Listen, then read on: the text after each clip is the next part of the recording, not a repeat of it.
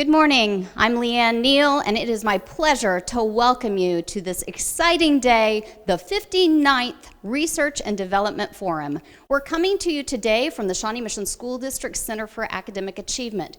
This facility is part educational and part administrative, and I think it offers us a beautiful venue for today's Next Great Idea pitch competition.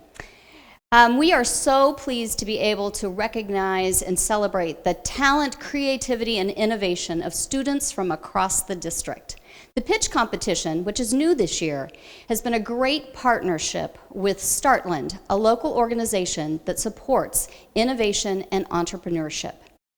The pitch competition began with more than 80 initial entry submissions, and then after weeks of having opportunities to hone their pitches, to get advice from industry professionals and mentors, we ended up with almost 50 final entries, which have been narrowed down to today's exciting 8 finalists who represent across all 5 feeder areas of the district, across elementary, middle, and high school, and they're going to pitch live today. So we are excited about that. I want to take a moment to recognize Board of Education members that are with us today: Jamie Borgman, Sarah Goodburn, Jessica Hembry, and our superintendent, Dr. Michael Fulton, who are joining us this morning. Other members of the board will be coming in and out this morning and will also be joining us for the awards ceremony.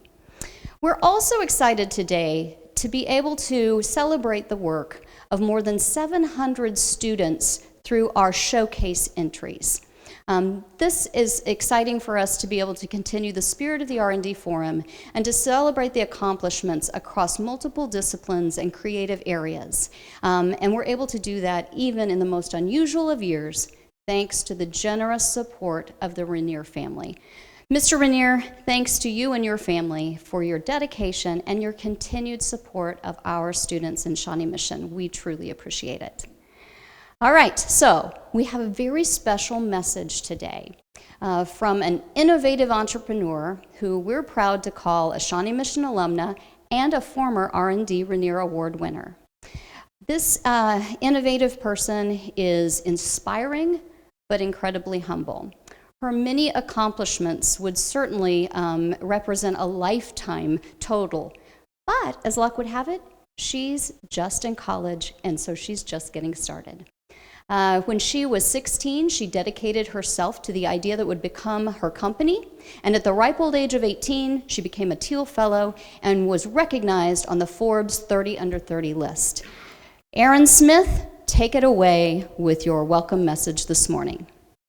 Shawnee Mission School District and guests, welcome to the Next Great Idea Pitch Competition. This competition is part of the district's yearly Research and Development Forum. Today, we celebrate the 59th year of Shawnee Mission School District's R&D Forum. We thank the Rainier family for their generosity in supporting this event year after year. Thank you so much for making this possible. My name is Erin Smith, and I am an SMSD alum. I'm currently a student at Stanford and the founder of FacePrint. While I was at SMSD, I went to Chris McCullough for elementary school, Westridge for middle school, and Shawnee Mission West for high school. I graduated in 2018. During my time at SMSD, I had the opportunity to be a part of the Biotechnology Research Signature Program and participate in lots of different science fairs, including the SMSD R&D Forum, which was one of my favorites. And during this time, I was able to develop a technology called FacePrint, which is an early detection and monitoring system for Parkinson's disease, and became the basis of my current company. And today, before we get started, I just want to take a few seconds to encourage everyone listening today, especially all the different young people who are listening, to keep exploring your problems, keep pursuing and implementing your ideas, and keep exercising your creativity. The world needs you now more than ever before. I am a strong advocate that everybody, especially young people, can change the world and use your ideas for good. I would encourage everybody to keep going and use today as the first step in that process. And so lastly, I would like to wish everybody good luck with your pitches. And everybody at home, enjoy the show. Thank you so much. This is an exciting day. Thank you, Aaron. Thank you, Leanne. Thank you, Shawnee Mission staff. We've got a great production crew here today. Thank you, Bob and your family. And thank you, DJ Ice Cole, for keeping it fun around here. So my name is Adam Arredondo. I'm the CEO of Startland. We have been so excited to be able to partner with SMSD on this pitch competition and to show the world what students are capable of doing.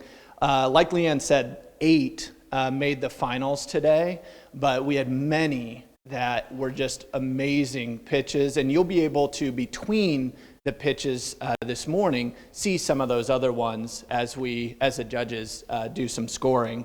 So a couple things just to kind of tee up what's happening today and get you prepared. So again, there are 8 pitches. You're going to see them back to back this morning with little breaks in between, so judges that I will introduce shortly can score and that we can sanitize between.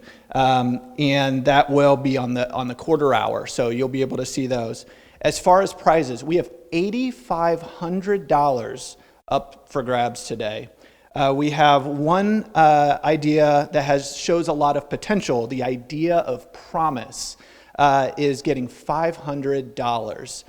Then, you all watching today, make sure you keep notes of which pitch really stands out to you, because we have a People's Choice Award that your votes, which we will open up after the last pitch is done, your votes will determine who gets another $500.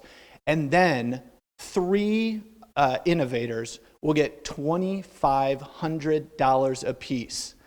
$2,500 will be given away to 3 different innovators today. So it's just amazing, $8,500 possible, and to help get these ideas off the ground. So to help us determine who these winners are, we have some really special guests here, no pressure, but to introduce our judges today, are leaders in the community, and when I introduce you, just wave. You got a camera over here as I introduce you. So first, we have Jenny Hanna with Communications and PR Manager at Fish Tech Group, one of the leading cybersecurity companies in the nation and one of the fastest growing cybersecurity companies in the world.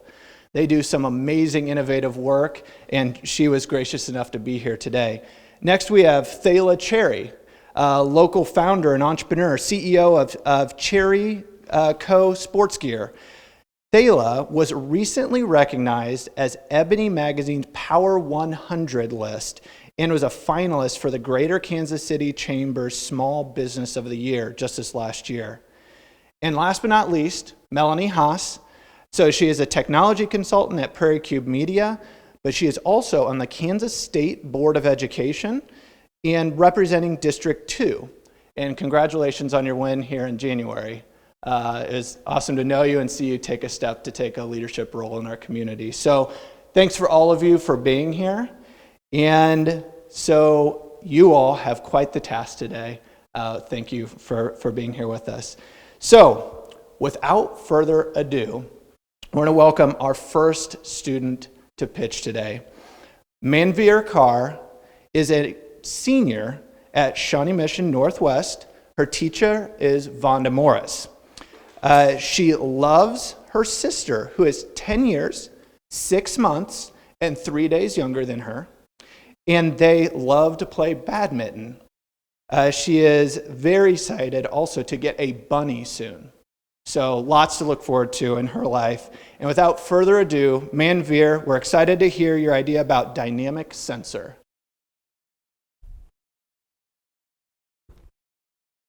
Hello, thank you for having me. My product is a dynamic sensor, and my name is Manveer Kaur. So a little bit of a backstory. In November of last year, I had a urodynamics procedure. And urodynamics testing is, it measures how well the bladder, sphincters, and urethra store and release urine.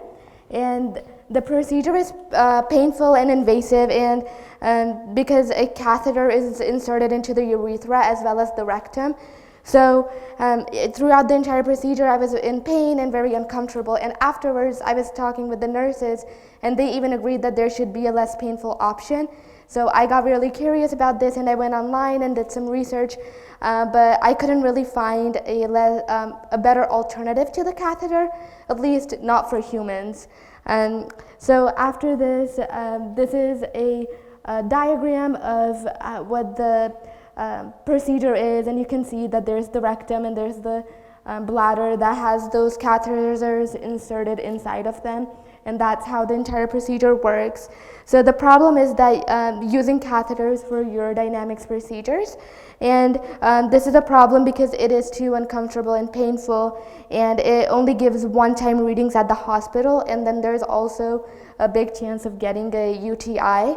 And so the solution is creating a wireless sensor to be used instead of the catheter. And this is a wireless sensor that will have some type of electronic system that incorporates pressure sensing and volume estimation. And it would be about the size of a penny, so it doesn't irritate the bladder too much, and the bladder can function normally. And the sensor would also be able to relay information to a computer system that is close by, and it could be attached to the person, or it could also be an app that could be developed in their phone so they can easily track their urinary habits. And so this would be what the product looks like. So I haven't actually created this, but I found this product when I was doing research online. This is actually a product that was used on a feline. So it's not for humans, but I'm imagining it would be similar to this. And so my ask is that I would need an engineer. So I am going to KU next year for mechanical engineering, but I don't have the skill set yet to develop this kind of product.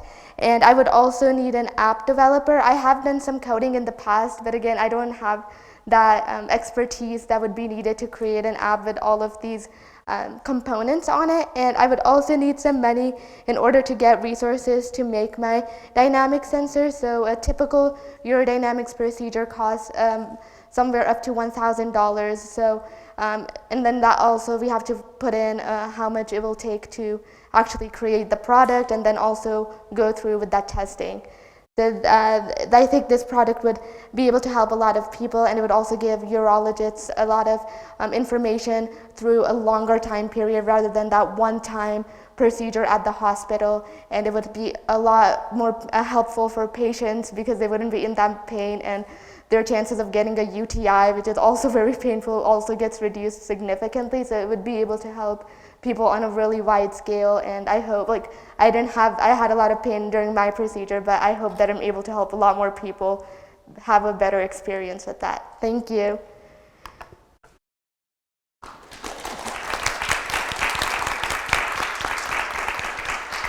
Great job. All right, judges, 2 minutes of questions for Manveer. I'll start. So when we do user validation, have you had a chance to talk to doctors or No, others? I haven't had a chance to talk to that many doctors, but I did talk with those nurses there, and they said that they have done, they had like, I think upwards of 20, 30 years of experience doing this procedure, and they said every time, even with like young kids to grow, like really older people, that everyone complains that this is really painful, and they do want like a better alternative. And they were saying, like, I told them I was interested in going into biomechanics, and they said, well, you know, if you get the chance, you should really look into this because so many people have this complaint, and we would love to have a better alternative. So that's where my idea kind of started, but I haven't really had the chance to talk to other like urologists yet. So Okay, thanks. During your research and development, did you find a percentage or a data source of knowing how many people actually have experienced the same kind of pain? I didn't really find that, but I did, like with the nurses I talked to, they said that this is how they have that much pain. But with my other research, it was, there wasn't like a percentage, but it was noted that a lot of, generally a lot of females rather than males, because this is more a procedure done on females, complain of that pain, having that pain, and then how people want a better alternative, especially because there is that chance of getting a UTI, which if you have urinary problems, doctors want to avoid that as much as they can. Thank you. Thank you, Manveer. Two questions. Is there, you said that the sensor would allow for better data collection. How is that data being collected now? Do you know? And is there a missed opportunity that this would fulfill on? Yes. That's the first question. Yes, I will just answer that really quickly. So right now you'll go into the hospital and they'll get you set up. They apply like a numbing cream and everything, so you won't feel that much pain, but despite that, you still feel a lot of pain. And so they have a sensor on the catheter, and when it's inserted, that it like estimates the volume and then the pressure of it, and they have like a computer system close by that it detects, and then when you use the restroom, it also like detects how fast it's coming out and all of that information. So it's all done at the hospital, but it's only for like a few hours. They just try to do that. So the missed opportunity here is like when you do have that, like for my personal experience, it was a lot different. Like when you have something inside of you, it just feels a lot different than when you're just regularly at home, just going about your day. And I know at home, sometimes I'm able to go a lot of hours without using the restroom, but like there you're like, oh, I have to go because you're uncomfortable, and your bladder is just, it's sensitive at that moment. So with this product, the doctors have the chance to see this over a longer time period and see how this person actually has their urinary habits on a day-to-day basis rather than just a couple of hours at the hospital. Thank you, that's great. Wow, good job. Are you sure you're not a professional? So first pitch, unreal, great job. Thank you. We'll be back at 9:30. We're going to give the judges an opportunity to take some notes and take scores. We'll also sanitize. In the meantime, audience, you'll be able to see some of the other amazing pitches that didn't quite make the finals. Like Leanne said, there were 50, many of which are very deserving of being here. So enjoy that, and we'll be back in just a few. Thank you.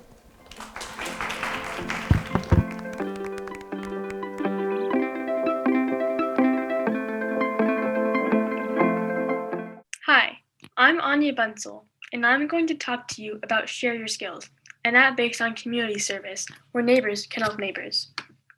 Have you ever had a leaking faucet, and after calling the plumbing company, you have to wait a few weeks and then pay an unnecessarily high bill for a simple fix? What about when your 7th grader needs last-minute test prep for an important math test and you can't seem to help them yourself? Say goodbye to that irritation and create an account on my app called Share Your Skills. Instead of calling the plumbing company, just post what you need and the app will alert neighbors who can help.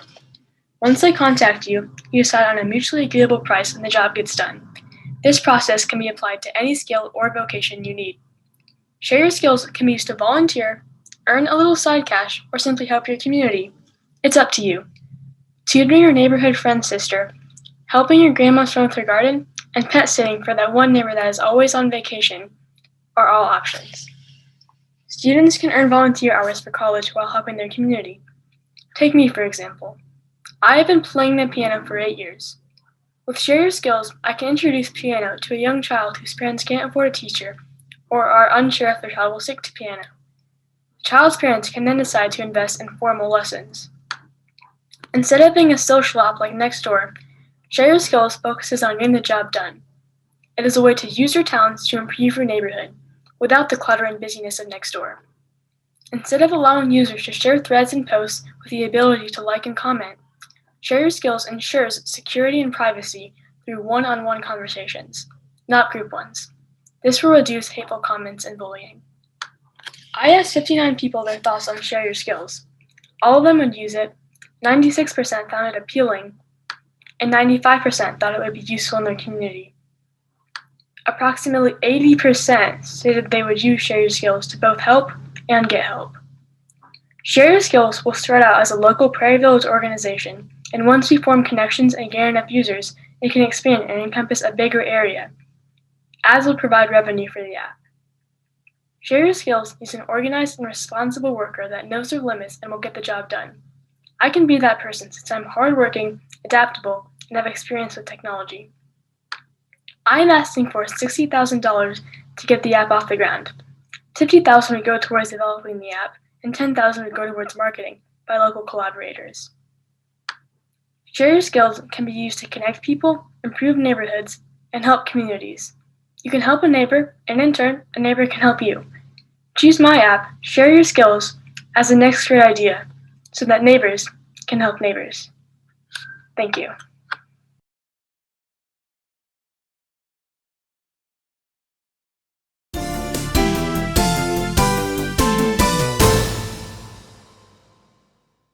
Well, welcome back, everyone. If that first pitch didn't get you excited and the one you watched over break, I don't know what will.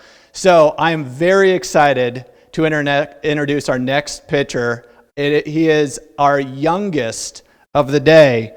George Tiffany is a second grader at Roseland Elementary School, and his teacher is Heather Burleson.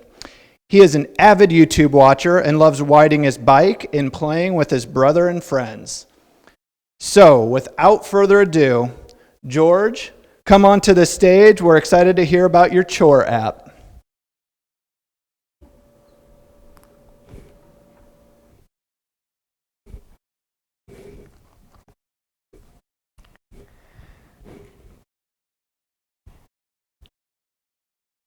Hi, my name is George and I'm 8 years old and I love money. But there's a problem. I'm too young to get a job and there are no safe apps for kids like me to make money. Apps like Facebook and Craigslist aren't safe for adults even sometimes. I can fix this though. I want to make an app that can help other kids who want to make money in a safe way. Here's how it works.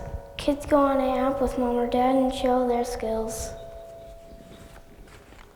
For example, I'm really good at moving heavy things, doing the lawn, and painting, so that would be on my profile.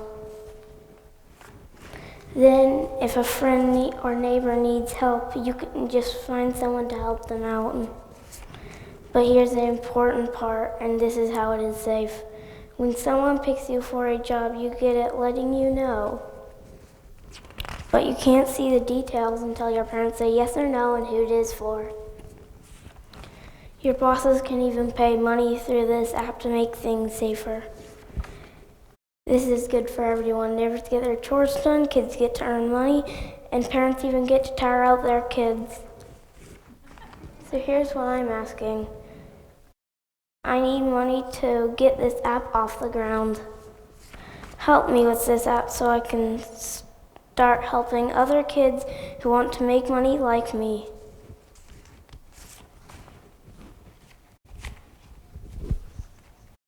Great job, George. All right, judges.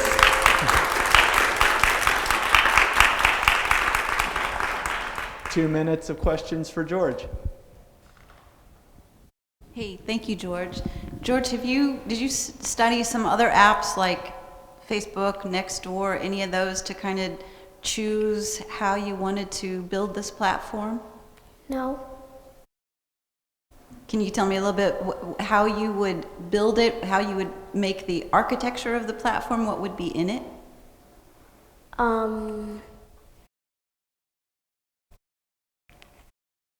So, like, what parts, what would someone need to put into it? Like, if you were offering your services, what would you put in this software app? Like a message letting you know, but you don't get the details until your parents say yes or no, and like who it's from. And George, go ahead. For the young people that are doing the work, once the app is established, is there a certain dollar amount that you're asking for a certain responsibility or skill, or like whether it's painting, is it a certain dollar amount, or do you get to establish that as a young person how much you're going to charge? you can just decide how much it's at afford. Hi, George. Great presentation. Can you tell me a little bit about how you're going to market your app to other kids that are interested in making money? How will you get them to know about the app, and then how will they know how to get it?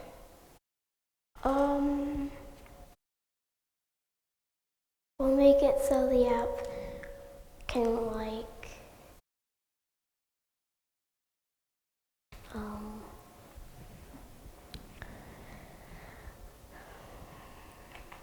Maybe you want to tell them about it at school or have flyers? Like, have you thought about how you'll get the word out? We'll tell other people to help do it. Thank you, George. George, you did amazing. And just so everyone knows, the next youngest finalist is 7th grade. You are 5 years younger than the next youngest. You did amazing. Seriously, good job, George. So we're gonna let the judges take a little bit of time to write some notes, and we'll sanitize for the next pitch. In the meantime, again, you'll get to see one of the other student pitches that didn't quite make the finals. So we'll see you back here in just a few minutes. Too much iPad time is not good. We all know that. I am Vishnu Walpitty, kindergartner from Westwood View Elementary. Too much electronic time is not good. You won't have time to play with your friends or toys, and it's not healthy. It's not good for your eyes. You'll have body aches. You won't be able to sleep well. And on top of everything, your parents will be sad or even mad with you. We all know this. Research is out there.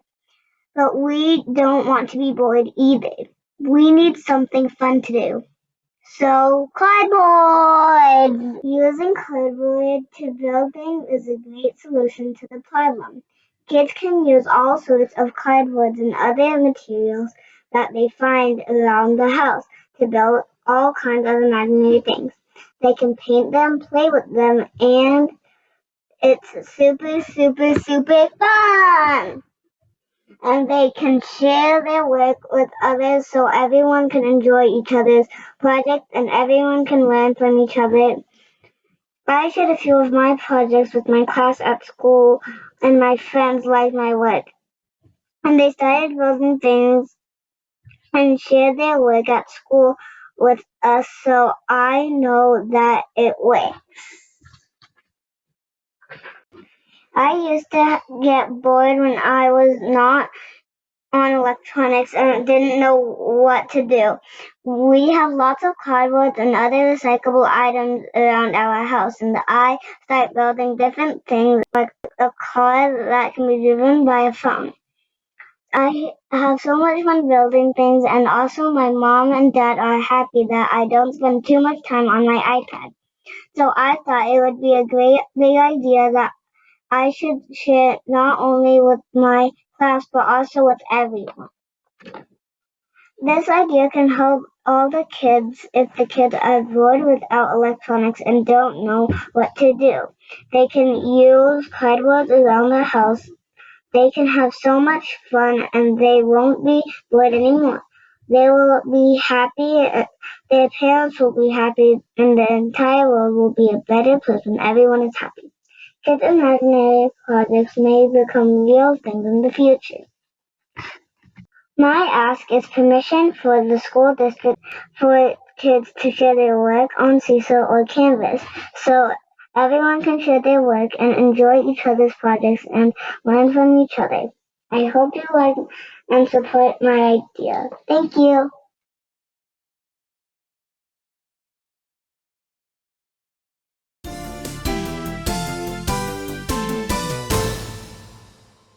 All right, let's keep this show rolling. So hopefully you enjoyed that pitch that you just saw over break. Next up, we have Gabby Lichtai. She is a 7th grader at Indian Hills Middle School.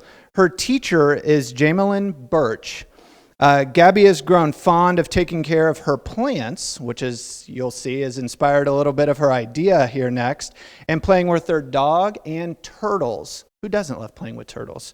So, without further ado, let's give some love to Gabby as we hear about Ficus for Clean Air.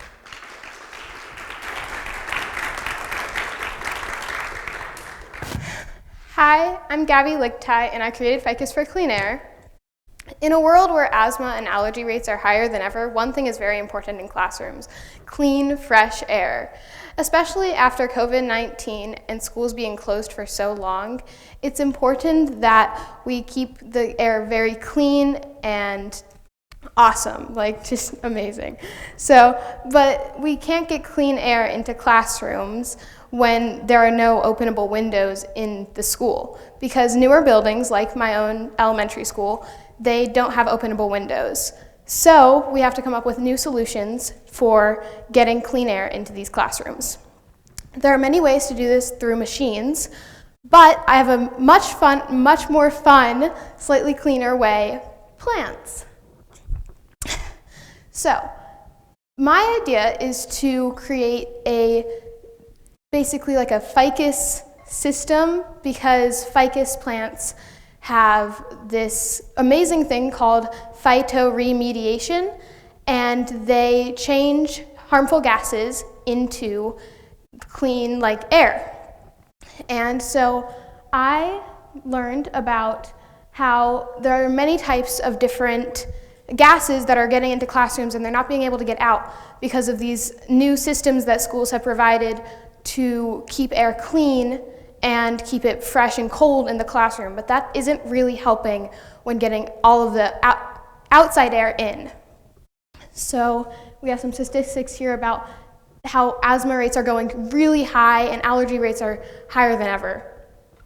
And some things that can happen when unclean air is in classrooms are like headaches, fatigue, shortness of breath, and more. It is really worrying for kids who are suffering from even more, because it can get a lot worse. So after that, I have chosen the rubber plant, which I have a rubber plant here that I've been taking care of. And the rubber plant is one of the ficus family, and it has it does the exact same thing as ficus trees, where it takes unclean air and makes it clean and it's easier to breathe.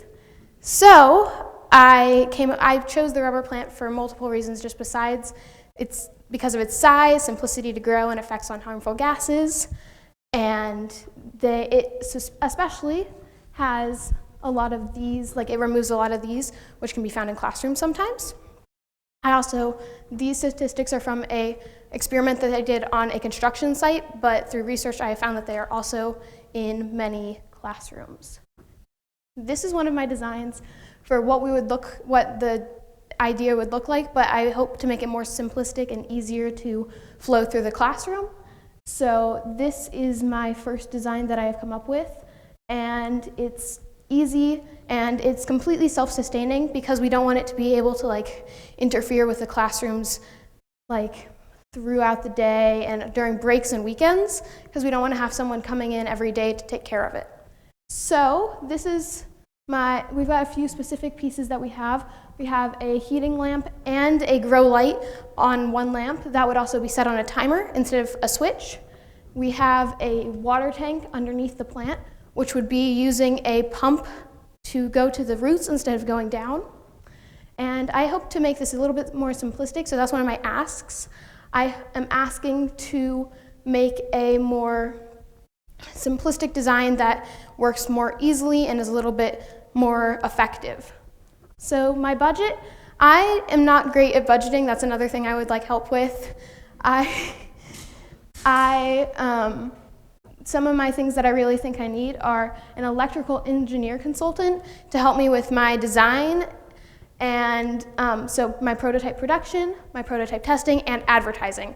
Advertising is a big thing for me because I have been researching how to get my plan out, and it is really expensive, way more expensive than I ever expected. So I hope, that's one of my asks, I hope that I can have help with advertising. So that was my presentation. Thank you. Do you have any questions? Great job, Gabby. All right, judges, 2 minutes of questions for Gabby. Gabby, great job. Did you share your idea with any of the other students in your classes or your teachers? And I guess I should caveat, we're not necessarily in person, right? So have you had a chance to talk to anyone? Yeah, I actually have. I've been asking a few of my teachers about how they feel about having plants in their classrooms, like if it would be interfering with the lifestyle of the way they're teaching, but they all really liked the idea. And I've also asked students about it, and they thought they would love it, and they even thought they could use it as like a teaching tool, like if in science classrooms they could teach about how the plant works and stuff. Thank you, Gabby. So I just wanted to clarify or help myself understand, your design is really so that the plant is kind of self-sustaining and no one has to, it's almost there like an air filter or something. Yeah. Is that correct? Yeah, basically, but it would be more appealing to the eye than like a big machine or something that they were incorporating in. Okay. And it would be, I mean, they could possibly make it not like we could have it be able to be turned off and on so that it could be non-self-sustaining so the class could take care of the plant if they wanted to. Great job on your presentation. Thank you. When you talked about marketing, you said it's highly expensive. And so where did you determine that information that marketing is expensive? So I've been looking through a lot of different websites that offer different online advertising, and a lot of them come to a few $1,000s, and I don't really want to put that into my budget at the moment because I don't have that much money just for advertising. And that is, I could look through all of the different places I found it, but that there's a lot of them. Thank you. Okay. Good, judges? All right, well, hey, Gabby, great job. Great job. And I have a big rubber plant, and I would love your product. So, all right, well, we're going to give the judges a few minutes to write down notes and take scores. We'll sanitize. In the meantime, again, enjoy, be impressed by another pitch of one of the near finalists, and we'll be back in just a few minutes. Over 20% of students are bullied nationwide. Hello, my name is Opal Walden, and I've seen students bullied for so many different reasons. One of these examples is desks. Students are assigned desks, so they have no options. My friend was bullied because her feet didn't quite touch the ground. Or if you get a really small desk, then you might not fit and you'll get bullied for that. I have a solution to this. ODE, or Opal's adjustable desk, can prevent others from going through these same terrible situations. The desk legs can be raised or lowered for people of different heights. The seat can come in and out so that everyone can use the back as intended. And the desk can come up, down, in, or out in order to fit everyone's personal needs, preferences, and to make it generally more comfortable in order to create a more beneficial and inclusive working environment. Every person is different and special, so they shouldn't be bullied or struggle with their desk. Not only could this desk be used in middle schools and high schools, it could also be used in the workplace and innovative elementary schools. Help me work to prevent one form of bullying and make desks better for everyone by allowing me to have the funds to hire an engineer who could help me to make ODE a possibility. Thank you.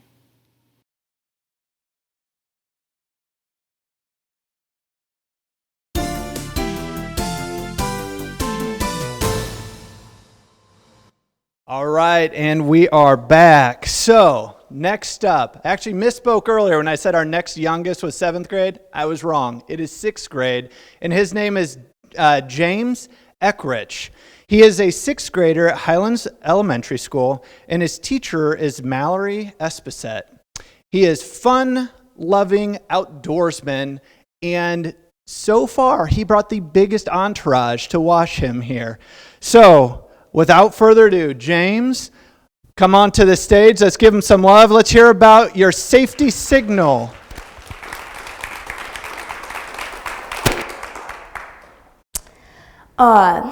Thank you for inviting me, and I am pitching the safety signal. Picture this. You and your best friend just got out of school one day in 4th grade, and you decide to go on a bike ride. Great idea. You get on your bikes and head out. A little while into the bike ride, you come up to a hill. You start going down, and your best friend follows you. Then, wham, your best friend gets hit by a car. My name is James Allen Eckridge, and that happened to me. The problem is people get hit by cars all the time. So I figured out how to stop that. According to the National Highway Traffic Safety Administration, in 2019, 846 bicyclists were killed in traffic crashes and 49,000 were injured. According to Outside Online, 25% of all American adults report to being multitasking in the car, and 92% report being distracted by their phones. Some common bicycle accident causes are driver inattention, failure to yield, riding at night, and cyclists weaving through traffic. Some solutions are being made, like reflective gear, blinkers and lights on the bikes, bike lanes, and bike maintenance. These aren't solutions, but they're helping. But here is a solution: the safety signal. The safety signal is a device that will clip on to the wheel of a bike, just like this. It will stay while in motion and stays like that. It will connect to the car and using Bluetooth, and will connect to the in-car dashboard map, and all the bikes will show up on the dashboard map. Let's say you don't have a dashboard map like most cars. The safety signal will make the car have an audible beeping noise within 150 meters. It also has a feature where if the safety signal is flung, smashed, or damaged, it will immediately notify 911. Let's say your bike is stolen or lost. You can track it using the app and GPS on it. My ask is for connections to companies who can help develop the company and the device, who develop cars, bikes, and some money to help invest in my product. Thank you to my science teachers, Peggy Lawler, Mallory Espizet, all the first responders who helped us at the accident, the doctors, nurses, and staff at Children's Mercy Hospital, and most importantly, Carter and Sarah Wright. Great job, James. Thank you. It's a heck of a story, All right, judges, 2 minutes to dig into James's idea. Thank you, James. Have you done any market research to see if there's anything similar currently on the market? I have. There is not much. I don't think there is. Besides tracking, there are some tracking beacons, but nothing that is like the safety signal. Great job on your presentation. And this is more for clarification. You had mentioned that it was associated to Bluetooth, so there is some technology integration there in relation to the vehicles, correct? Mm-hmm. So I'm a little older. What if I have a vehicle that's really old that doesn't have that technology? I haven't really thought about that, but I will look into that. Great. I really like your working prototype. How many of those did you have to build to get it right? It is not working, but it's a prototype. It's a prototype. I only built one, and this is what it looks like. I just took a little computer chip out of some kind of random thing I found around my house and cut some wood, painted it. Can you talk us through how you'll make sure that stays on the spokes so it doesn't get lost? So it will have some magnets in it that will connect to this, and it will look like this, so it cannot move unless moved. All right. Just like that. And you said that it will also emit a sound from the device? No, just in the car. In the car, okay. From the speakers. Thank you, excellent presentation. Thank you. Here is my budget. I reached out to a family friend who has actually created a technologically startup company, and he gave me some information about how much it costs to start a business. And I based my budget off that information. I can estimate how much a patent is because my aunt works at a patent office. Like this. It'll be around $7,800. Well, that's an innovator right there, using his extra Q&A time to provide more info. So, James, great job.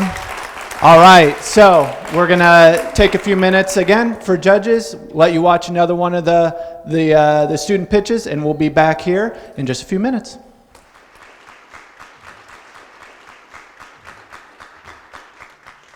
Do you ever feel like you don't belong? I know a lot of kids with disabilities feel that way about the playgrounds at the public schools in this district. Hi, my name is Olivia Bloomfield, and that's why I founded the Shawnee Mission Inclusion Revolution. Inclusion matters because everyone deserves the chance to play. If you can see these stats here, the disability community is big.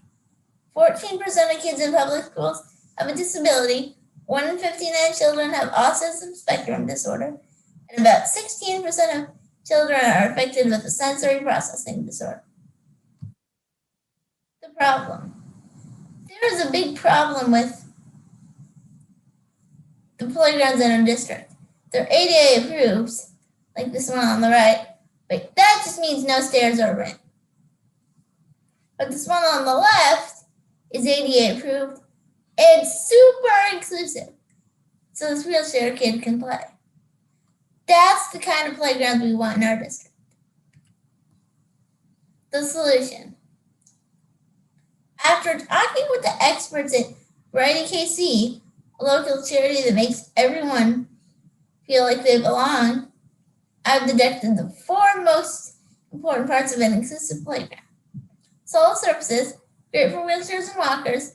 Also, what parent wants their kid coming home with mulch or gravel on their shoes? Mine wouldn't. Accessible equipment, which with ramps, also great for wheelchairs and walkers. Communication boards, great for kids who can't talk, who have trouble hearing or can't hear, and for kids who have vision problems, and sensory kids. Great for kids who have a sensory disorder, or for kids that just need to get out the wheel sometimes. I know I do. I have a request. For every playground, make inclusion a priority. Inclusive thought. For every new school and playground remodel, inclusion should be the priority so everyone can play. And if I win this money, I will spend $2,000 on a sensory board for my school and $500 on fidget kits, stretchy balls, puppets, fidget spinners, and other toys. Now I know this won't happen overnight, but it can and needs to happen soon. Thank you. Hello, my name is Haley. I go to Comanche and I'm in 4th grade. Are you an unorganized student? Do you lose things? Is your stuff scattered all over the place? Well, I have invented a robotic backpack. The arms help you keep stuff organized by locating the item that you're supposed to have in your backpack or with you, and it returns it to you. It's a traditional backpack that's washable with robotic arms. Thank you for your time. Hi, my name is Julie from Comanche Elementary and I'm in 5th grade. My inspiration for the pitch contest is seeing a star getting really close to the ground, but I've never seen where it goes. So this is a game just about that. In this game, you will start level by level, making your way all the way to the boss. The boss is capturing your friends and you're on a mission to get them back. Once again, I am Julian from Comanche Elementary in 5th grade. This is my pinch idea. Thank you for your time. Hi, my name is Tanner Lindquist. I'm going to give you a scenario. You've just come home from a long hard day of school or a long hard day of work, and all you want to do is sit down, relax, and watch that movie that you've just been dying to watch. So you come home, you sit down on the couch, you get wrapped up in a blanket, you've got some food with you, and you go to turn on that TV, but where'd that remote go? You've lost it. Again, like the 5th time this week. It's really annoying. So now you're looking under the couch, inside the couch, one end of the room to the other end of the room. You have no idea where it's gone. About 5 minutes later, you find it in the kitchen. The kitchen of all places. Who knows why it's there, but it was definitely there. Look no further as I present to you the RCT, which stands for Remote Control Tracker. The problem. In the US, TV remotes are the #1 thing that people lose. The average search time for a lost item is 5 minutes and 20 seconds. That is crazy. You could be getting started on that movie in those 5 minutes and 20 seconds. This just causes unnecessary interruptions to your TV show or movie. So the solution. The RCT is a remote control tracking device that helps you find the remotes to your TV much faster.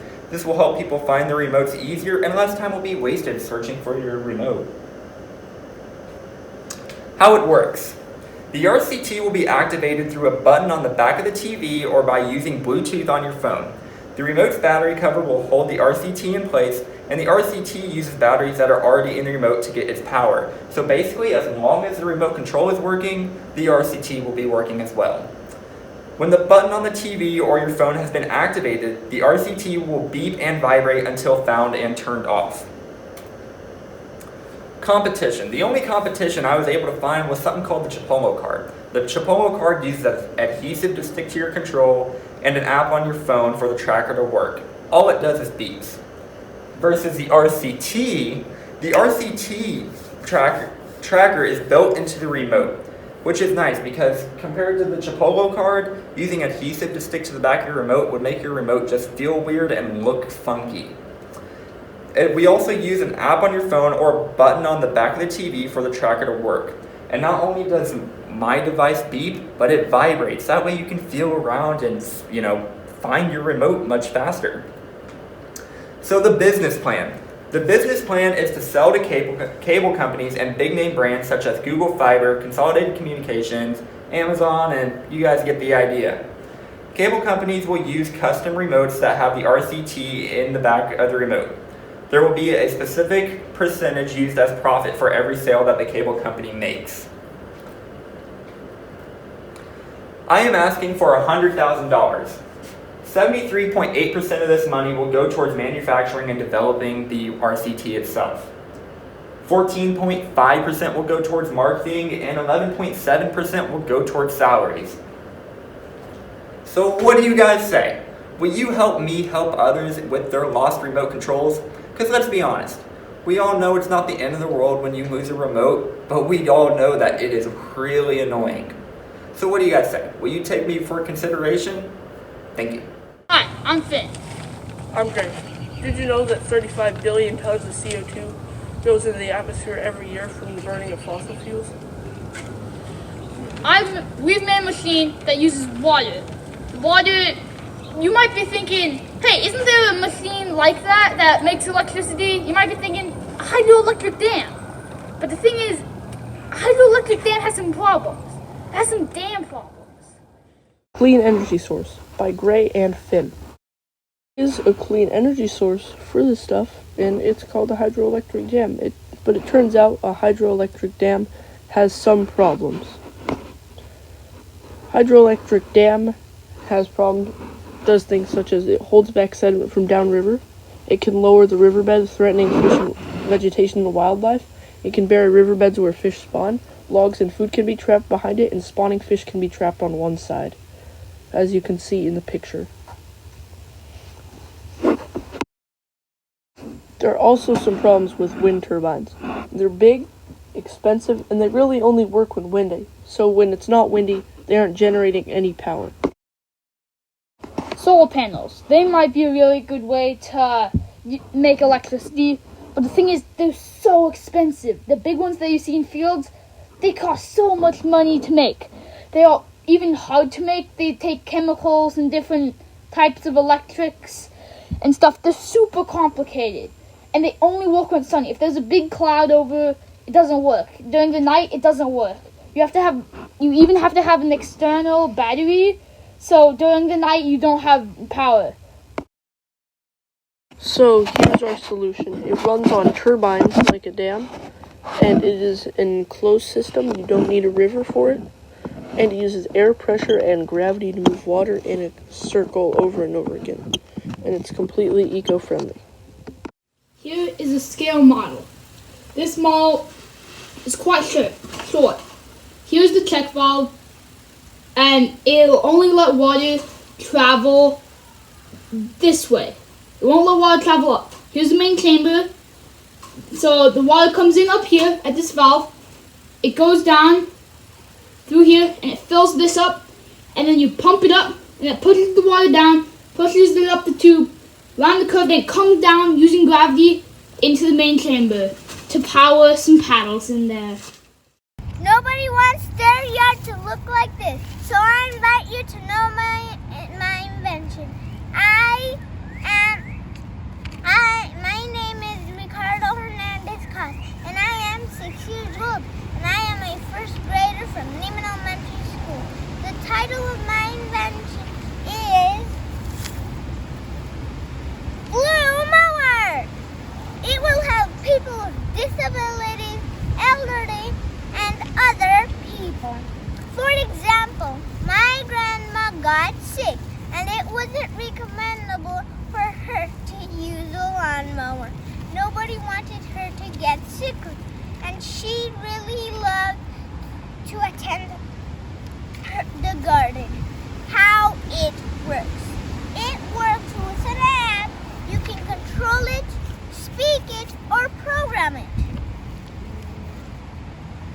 My ask is somebody who knows more about technology to make the app and the mower. And I also want enough money to make the mower. Thank you. See you next time.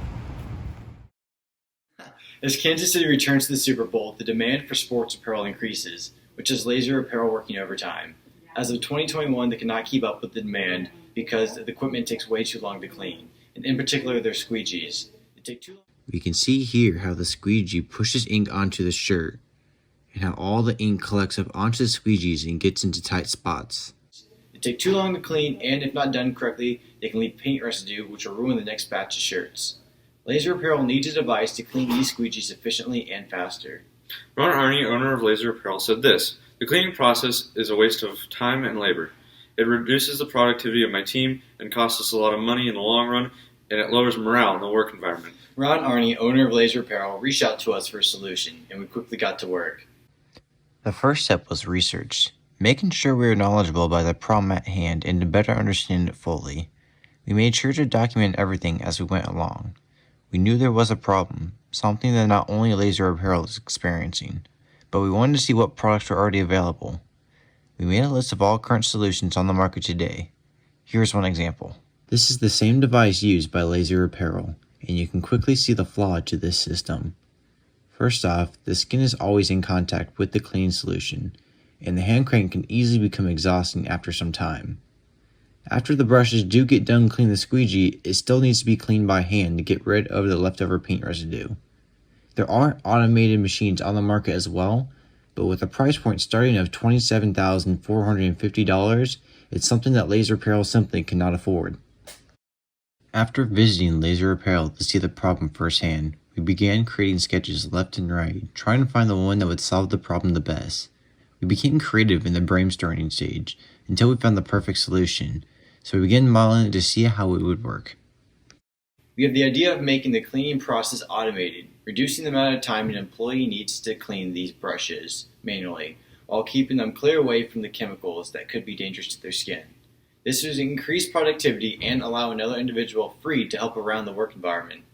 It's simple. By using a series of brushes, clamps, and a sawzall, we were able to use those to make the foundation for our invention. It starts by using the clamps to hold the squeegee in place and our sawzall that hooked up to the mounting bracket. Once turned on, this will adjustable switch to control the speed of the brushes, and the brush will clean the squeegee quickly and efficiently. We did some testing to find out which brush cleaned the squeegees most effectively and incorporated it into our prototype. We're in the process of mocking up our prototype to a wooden stand to simulate the tub that we will be using for Laser Apparel.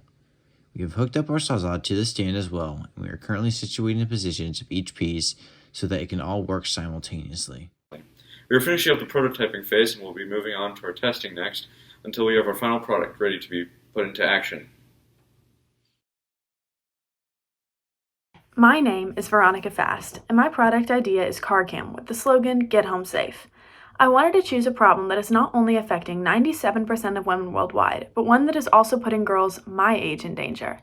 As most people in our community know, sex trafficking, kidnapping, abduction, and sexual assault rates are at an all-time high, and a sickening high at that. Over 97% of women have had first-hand experience with harassment, feeling unsafe when they're alone, getting assaulted, etc., and many of these experiences happen when the women are alone at night, typically walking back to their car. CarCam is a security system similar to the Ring doorbell, except CarCam is placed on the roof of the car and gives 360 live footage through a cell phone app 24/7. The app would alert you if there is stalled movement around or under your vehicle. It would notify you if locks on your vehicle are compromised, and could have a button on the phone app to set off your car alarm no matter where you are in relation to the vehicle, and a call feature to alert authorities of the situation. A product like this would be able to lower the current crime rates and even help to catch people endangering women on camera. CarCam would help make people of all ages feel safer and help them get home safe.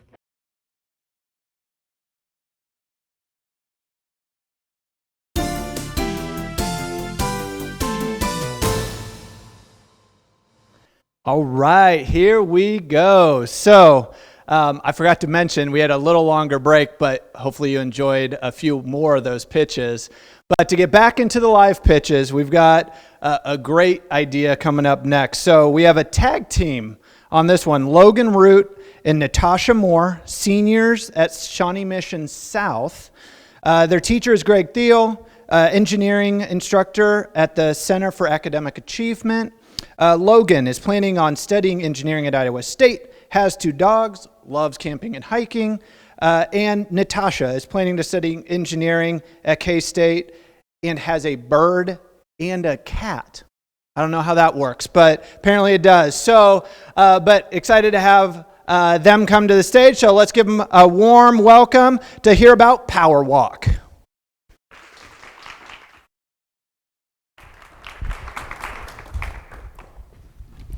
Set this up right here.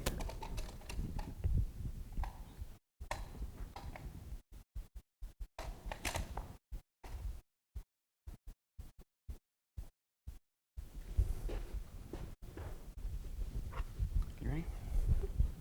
Hi, my name is Natasha Moore. And I'm Logan Root, and this is our presentation about the Power Walk. There are more than 3 million ankle injuries every year in the United States. Most of these injuries take at least 8 weeks to heal. So that's about 168 million days of recovery every year. During those days of recovery, things like taking groceries to your car or taking care of pets and children can be a lot more difficult with the current mobility devices. Our solution is the Power Walk.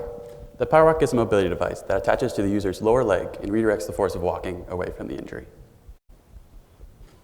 Some of the benefits of the Power Walk is increased knee mobility. Since it attaches below your knee, you still have use of your knee.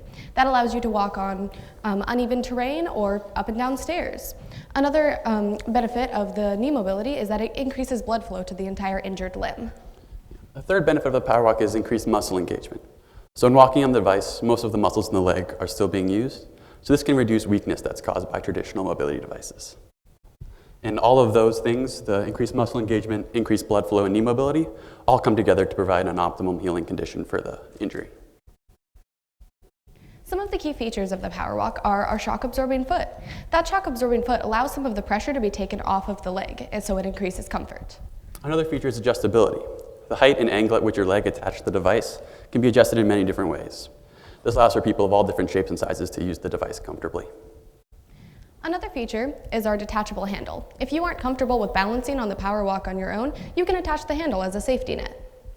And one of the final features is that it can be used as a leg rest. So when the user is done walking and ready to sit down, they can loosen the straps, move the device around to the back of their leg, and use it to elevate their injury. Our next step is to be taken to make a better prototype. So currently our prototype is made out of some old parts that we have found, but we would like to make it out of stronger and more durable materials. After that, we'd like to make sure that our idea stays our idea, so we will be filing for a provisional patent. After filing for that provisional patent, we would like to get in contact with some medical hardware manufacturers. Through the medical science program here at the CAA, we have contact with some brace companies. Okay, and this is our proposed budget. It can be broken down into 2 main categories, prototype construction and business and marketing. So that first expense is a quote from a local machinist about making some parts. That second item is all the materials that we need to make our own custom carbon fiber parts. Then we will create our LLC for our product. Through that LLC, we'll be filing for that provisional patent. That price is for a local patent attorney. I've talked to him and he's willing to waive his hourly rate. And after that, we'd like to create a website so other potential investors could get the information they want to about our device. Thank you so much for watching our presentation about the PowerWalk. We've hoped to convince you that the PowerWalk is an idea worth investing in. If you have any questions, we'll be happy to answer those now. Great job. Are you sure you've never done this before? Judges, 2 minutes to questions. Thank you, guys. That was fantastic. I just have a question. Who designed the PowerWalk? Who built it for you? And did you have any kind of input from physical therapists or MDs? So we actually built the PowerWalk. We designed it too. But we did talk to the medical science teachers here at the CAA throughout our entire process to get their expertise on it. Great job on your presentation. As it relates to market segmentation, it's really important to know who your market is, right, and who your end user is. Did you have the opportunity to actually create a survey or some type of instrument that you could actually survey these individuals? Not on a large scale. Between the medical science program and our own classes here, we've been able to test it on maybe 10 people, and they all had a lot of success with it, but yeah, on a smaller scale, yes. Thank you.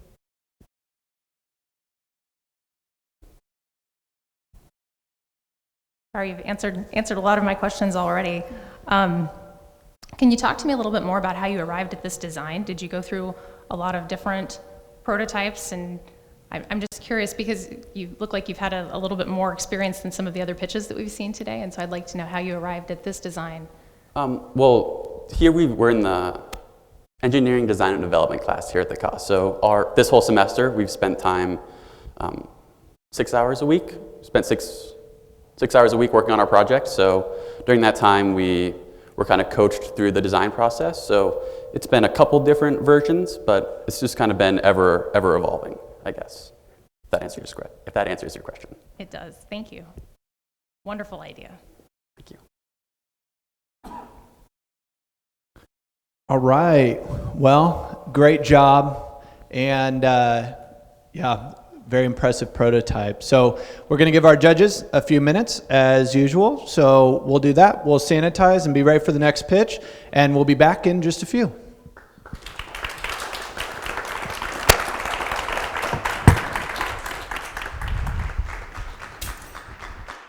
Hello, my name is Jesse Stocks, and I go to Indian Hills Middle School. Today, I will be pitching an e-waste club. E-waste is the most rapidly growing waste problem in the world. We generate about 50 million tons of e-waste each year. This is almost equal to throwing away 1,000 laptops every second. But some of you might be wondering, what is e-waste? Well, e-waste is really anything with a plug. Some examples might include a refrigerator, a phone, or an old computer. Why you should care is because it affects the environment in a lot of ways, and it makes it so you have a trustworthy place to bring your old tech.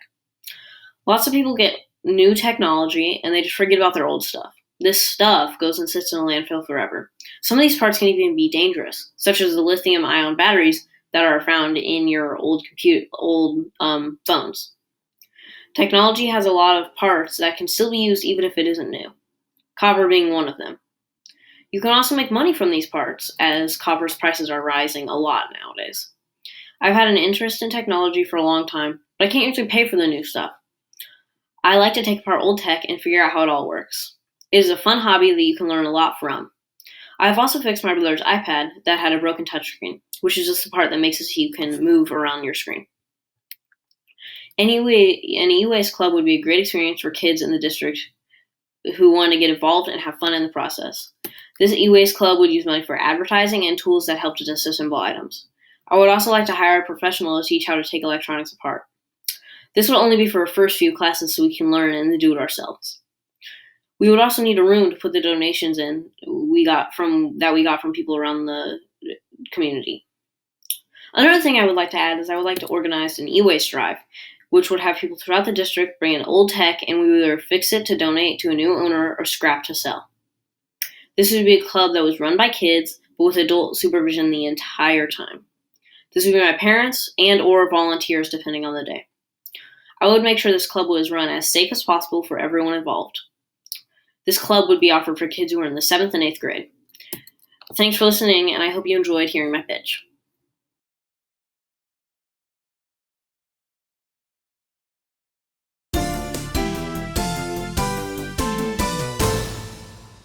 And welcome back. Before I forget, you are responsible for picking the people's choice. So after we see 3 more pitches, you will have seen all 8. There will be a link shared with you all in the live stream, and you will be responsible for picking who gets the People's Choice Award and $500. All right? So don't forget that. Keep track of which pitches you think are the best. So next up, we have Nathan Mistel. He is a 7th grader at West Ridge Middle School, and his teacher is Victoria Wellman.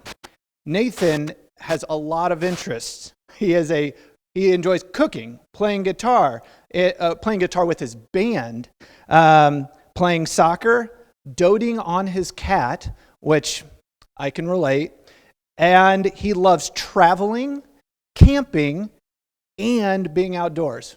Man, this is a modern day Renaissance man. So, without further ado, Nathan, let's learn about the milk of human kindness. Let's give him a warm entry. 17%. That's how much food is wasted. Almost 1/5 of all food grown, produced, and manufactured in the world is just tossed. To put that into perspective, that's enough to feed every starving person on the planet twice over. And yet, very few people know about the growing threat that food waste is becoming and about how we can take steps to reduce it in our lives. My name is Nathan Mistel, and my company, The Milk of Human Kindness, is a nonprofit organization dedicated to educating the public about the growing problem that food waste is becoming and how we can take steps to reduce it in our very own homes. We had become part of the community, working with local grocery stores and appearing at community events like farmers markets and festivals to raise awareness and share potential solutions to the food waste crisis. So here's a sample of what a standard week would look like for my company. We would start by going to grocery stores to collect milk that is past the sell-by date and would otherwise be thrown away. However, this is not because it has expired. It will still be good for at least another week. Stores must get rid of it before that time, however, so that customers have time to use it. After collecting this milk, it would be turned into soft cheeses and spreads during the middle of the week. Not only does this repurpose an unwanted food that would otherwise go to waste, but it also extends the shelf life of the food, making it consumable for several weeks after the milk itself would have gone bad. These foods would be brought to farmers markets and other community events on the weekend. We would offer pamphlets detailing information about food waste and steps you can take to avoid wasting food, and even what to do with food that's destined for the trash. For example, out of sour milk alone, you can make buttermilk, yogurt, cheese, use it in baking, or make things like a milk bath or silver polish if you aren't a fan of dairy. I would also talk about ways to reuse foods other than milk, such as making banana bread out of brown bananas. Our company website would be available to customers and would contain in-depth information similar to what is offered in the pamphlets. I've talked with Chateau Dairy, Cabot Cheese, Hy-Vee, the Lenexa Farmers Market, and the Kansas Department of Agriculture, so I consider myself a trustworthy and reliable source of information on food waste. All proceeds would go towards keeping the business running and helping larger nonprofits like Conbay's Market in their efforts to combat food waste. So this is a relatively new idea. Very few companies out there are dedicated to the prevention of food waste exclusively, and no company has ever dabbled in the reuse of milk, a practice that, after conferring with the KDA, I can confirm is a safe and commendable use of a wasted product. With the $1,500 received, we would spend it on improving the company's logo and website, buying new equipment and supplies, and to fund the organization for the first 4 weeks. Within that time, we would see how much money we actually draw in and adjust our spendings accordingly. I look forward to the opportunity to improve our world 1 gallon at a time. Thank you for your consideration.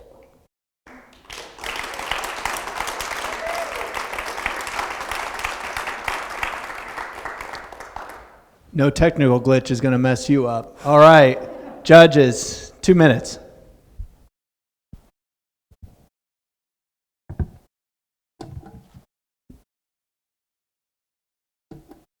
Hello. Thank you. That was a great presentation. I'm curious why you started out by saying that you plan to be a nonprofit. Yes. I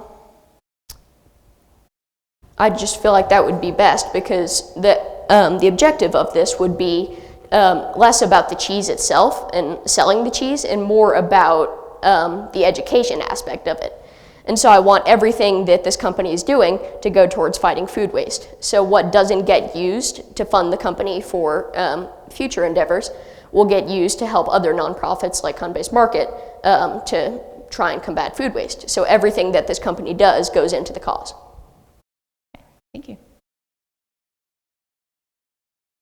Nathan, do you have an idea of how many employees you would ultimately like to have if you're doing both awareness raising and cooking and things like that? I don't think it would take a lot. Making the ricotta itself is a relatively easy task, so I would be able to do it with just 1 or 2 other people.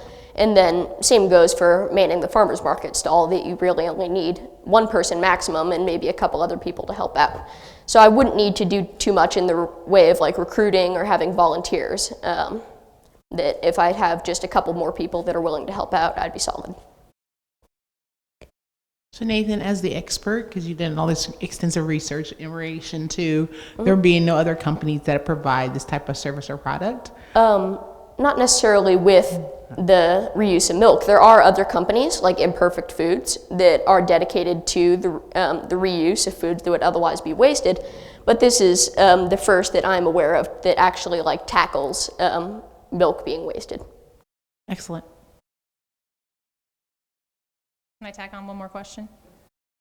Do you have plans, and forgive me if you said this, you talked about farmers markets, but if I want to buy year-round, how would I find your products?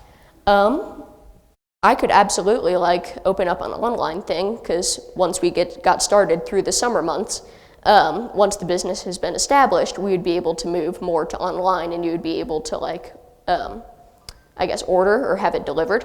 It's absolutely a possibility. Thank you. Great job. Let's give Nathan a hand.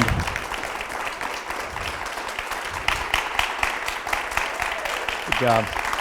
So, all right, we're going to send it to the pitch stream, so you'll be able to see another pitch. Give the judges a minute, and we'll be back in just a few.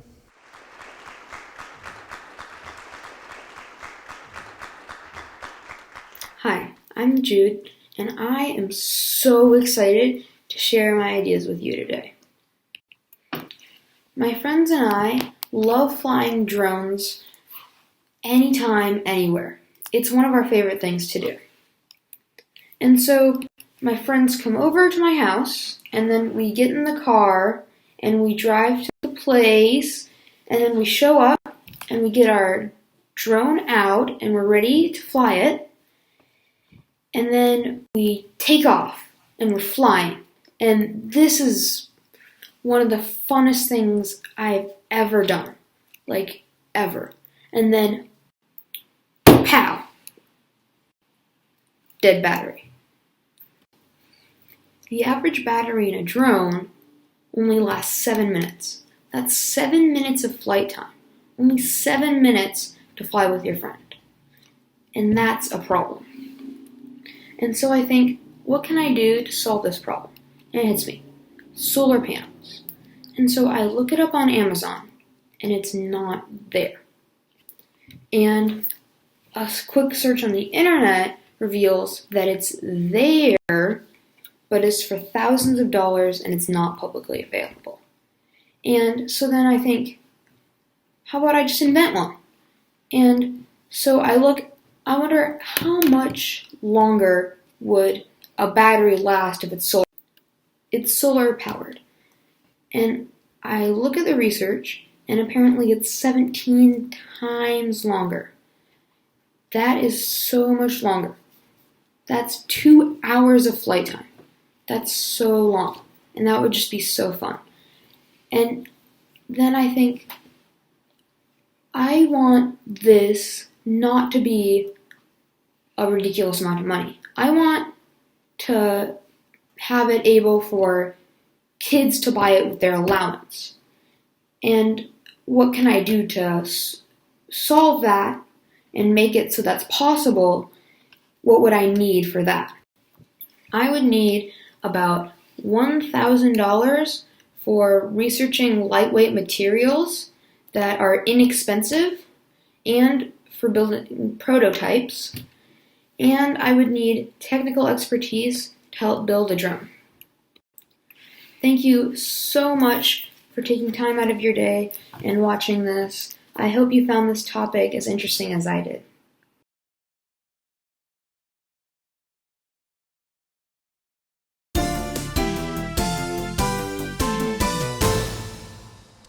All right, and we are back. Next up, we have Mark Jonda.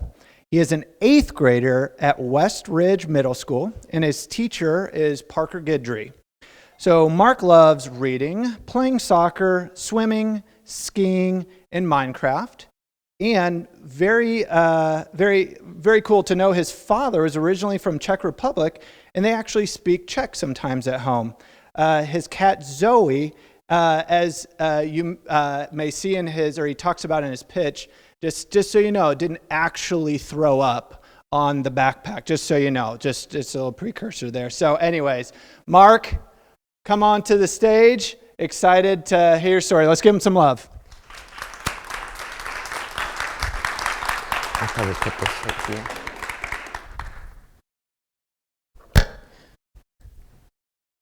So, my invention is the safety pot, and my name is Mark Janda. Life can be hectic and full of distractions. Imagine a typical parent's evening after a busy day at work. There's still messages to be answered, the kids want help with homework, the laundry needs folding, plus a million other tasks you haven't even thought of yet. You know how it is. And then I have a video. Oh gosh, so much to do. Mom, the cat threw up on my backpack again. Oh, for pity's sake.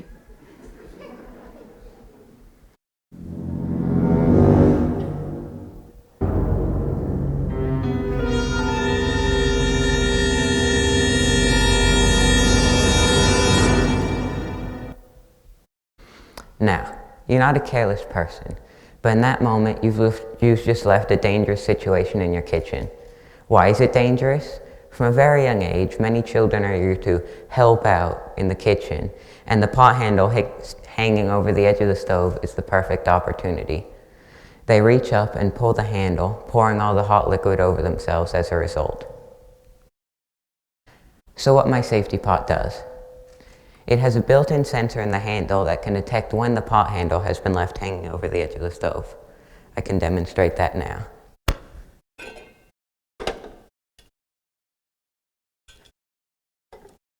I'll just show the sensor in action. So when it's hanging over the edge, then an indicator light will first come on to warn you of the danger. Then, after 10 seconds, a buzzer will sound to let you know that it's still hanging over the edge. The safety pot also has a coating on the handle to go with this safety feature that will let you know when the handles are too hot to touch and will make it turn red. It's slightly red right now because the temperature isn't set very well. So how it works. The ultrasonic proximity sensor detects the distance from the pot to the surface beneath it and can tell when there is a dangerous situation. An indicator light will come on to warn you of the danger. When it's hanging over the edge of the stove, sorry.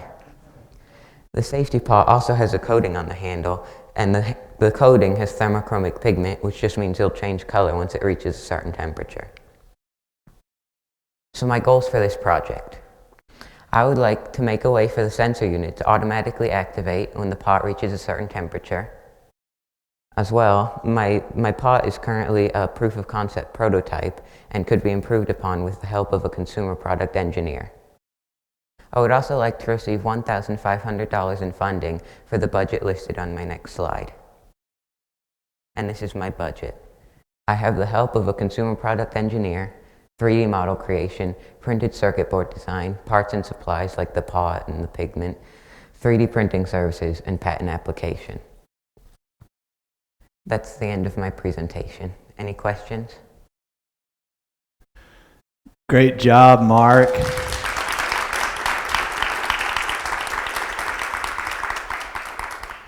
All right, judges, 2 minutes. Great job, Mark, on your presentation. In relation to the consumer that would purchase this, have you thought about who that consumer might be? Probably parents or anyone who's got children who are at a young age who might end up pulling it over like that. Has there also been consideration that maybe you sell it directly to companies that sell pots? I have not considered that, but I could probably do that. Thank you.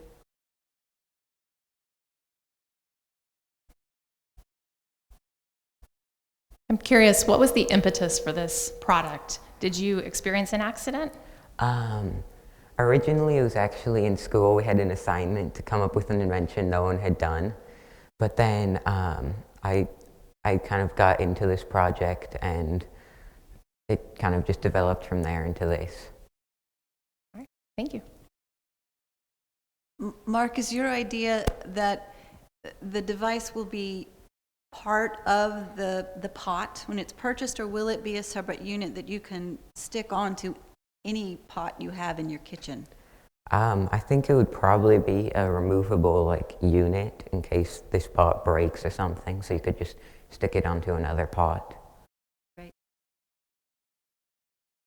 I'll follow up. If you win this prize money, what is the first thing that you will do to improve upon your existing prototype? Probably make the components smaller and probably more durable, because right now it's just solder and electric tape basically. Okay. Nice work. All right. Hey, great job, Mark. So, just as another reminder, remember, people's choice. So at the end of the last pitch this morning, we will share a link, and you'll be able to vote on your favorite pitch to determine who gets $500. So keep track. Judges, take some time. We'll sanitize and get ready for the next pitch. And in the meantime, enjoy some of the other great pitches that we received.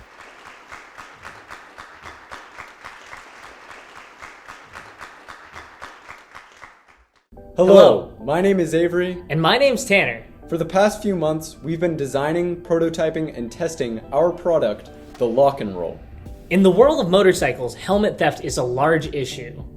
Bikers either have to carry their helmet around with them or leave it on their bike where it may be stolen. Currently, there are helmet locks that try to solve this problem. However, these are very weak and are easily destroyed by criminals with scissors or bolt cutters. To solve this problem, we have designed the Lock and Roll. This system uses permanent magnets and their raw strength to connect a helmet to a bike. The Lock and Roll has two major components. The first is the box. The box hosts our main source of magnetic force, the mag switch. A mag switch uses two diametrically magnetized disc magnets.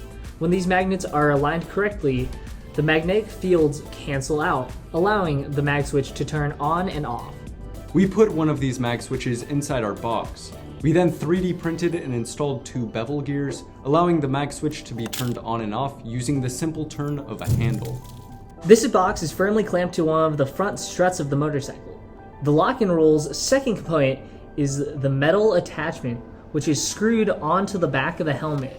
While this may seem dangerous, the screw does not fully puncture the helmet, and there is still a thick layer of cushioning in between. It should also be noted that the metal attachment does not change the helmet's effectiveness or comfortability. Anyways, this metal attachment locks onto the mag switch, which extrudes out of the box. In the future, we plan to use a more powerful mag switch, make the box out of aluminum plates, and use a stronger clamp to attach the box to the motorcycle. In addition, the mag switch will turn on and off with a key or RFID system. Eventually, we can sell the Lock and Roll for around $50 US. We are working hard to make our product more viable for the average consumer. Thank you for watching, and we hope you like the Lock and Roll. And we know it was an attractive offer.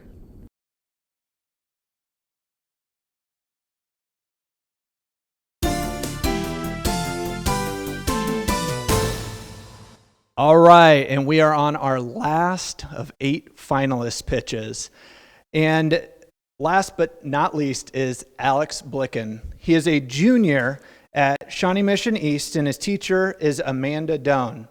And like many of our previous students, they are as impressive off the stage as they are on the stage. So he competes in decathlons. He's also president of the chess club, where they also play the ancient game Go, which you're gonna have to show me that one. That sounds fun. He has 2 labs, and he's learning how to ride a unicycle. I mean, how cool is that? So let's warm welcome for Alex and his idea, desalination operation. Hello. All right.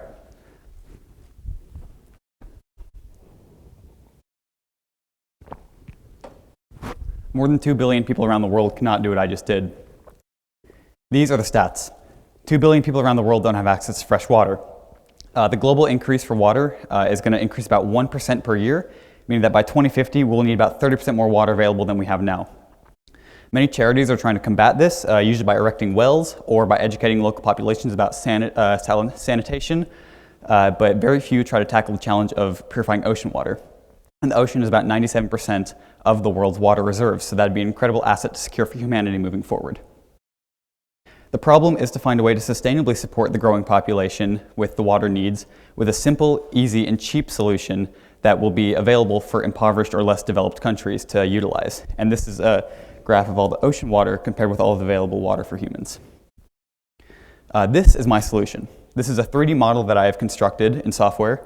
I call it the blue house, since it's like a greenhouse, except it's for heating up water instead of plants. It will harness the sun's light directly with the mirrors and just by direct sunlight to the glass framework, where it will heat up the water inside, causing it to evaporate. When water evaporates, salt water evaporates, it will separate water from salt, so you will have clean drinking water that will stick to the roof. It will condense there, and then this wedge right here it's like a windshield wiper, essentially. It will travel back and forth along this glass here, collecting the water, and the roof will be tilted to allow the water to trickle down into this collection reservoir here, into the trough, where it can be stored for clean drinking water with almost zero energy input, since the only moving part is the one windshield wiper. Obviously, this is not the first idea to try to tackle this challenge, because it is such an incredible asset that will be useful moving forward.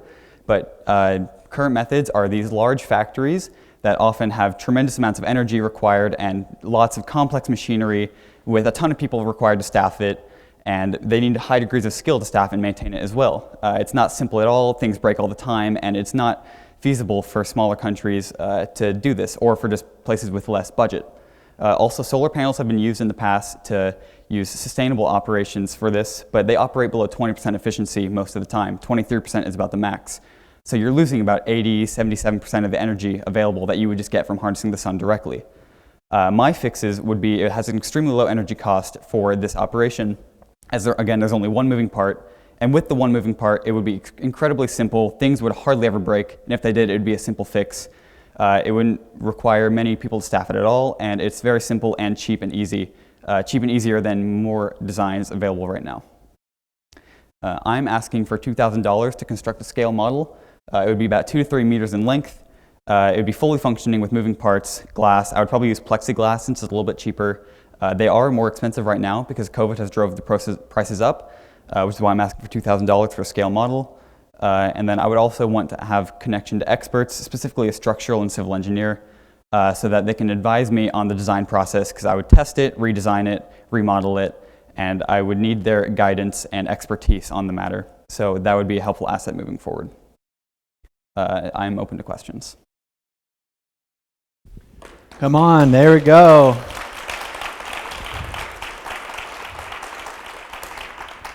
Great job, Alex. All right, judges, 2 minutes for our final pitch.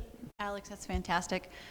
Do you have an idea of your time to market once you got your prototype approved? I have not been thinking too much about market as it stands right now. This is more of a prototype because, again, I don't have a scale model, because constructing a scale model would take funds and a lot of time and technique. So that going to market would be the next plan after I actually have some physical representation of what my idea is. So then I would do planning for market after I have constructed a scale model.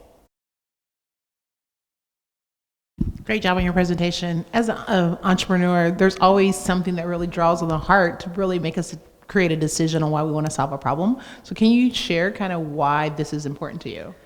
It's actually funny. My uncle has said in the past that future wars will not be fought over land or oil, but they'll be fought over water. I don't know why that stuck with me, but it has, and this has been something I've been working on in the back of my mind for years now, but I just kind of never bothered to put it on paper. And then I heard about this competition, and it sounded like the perfect place to kind of pitch my idea and kind of bring it to life a little bit. So that's where my interest in this topic stemmed from. Thank you. I love that quote. That's a really good point. You are landlocked here in Kansas, so it's going to be kind of tricky to test this with ocean water. Can you talk us through a little bit what that next phase looks like for you and how you approach this problem globally? So the first phase would be to construct a scale model. I was thinking of doing during my engineering class, which is 7th hour. I would probably get an exemption from my teacher who has said he's interested in this project, so I could work on it during class. I would probably go out and buy salt and create artificial salt water, research what levels of salt per, like parts per salt per water. And then I would essentially use that as my ocean water that I would use to test it. And then once it's ready, I wouldn't scale up globally instantly, obviously. I would want to get it approved, patented, and I would go to probably another company that would help me with that process. And then I would eventually reach probably starting continental or US first, and then if it ever does get big enough, I would like to expand globally. Specifically, I'm drawn to Africa. A lot of countries, I mean, take like Mozambique, Syria, Madagascar, all these not landlocked countries that are struggling for water a little bit. That's kind of the main market that I think this product would be helpful for. Thank you. All right. Hey, great job. That concludes our 8 finalist pitches. So let's get a round of applause for Alex. Great job, great job. So, all right, so from here, now we are gonna make the People's Choice link live. So that'll be shared with you, and you will have an hour, well, a little over, we'll have until 12:30 to get your votes in. So you all, the people watching in the live stream, you will determine who gets the $500 People's Choice Award. And then we will be back at 2 o'clock to hear the winners who will receive the $8,500 prize pool. 3 again will get the $2,500. 1 most promising will get $500, and then the People's Choice. In the interim, while you're eating lunch, please keep the live stream live.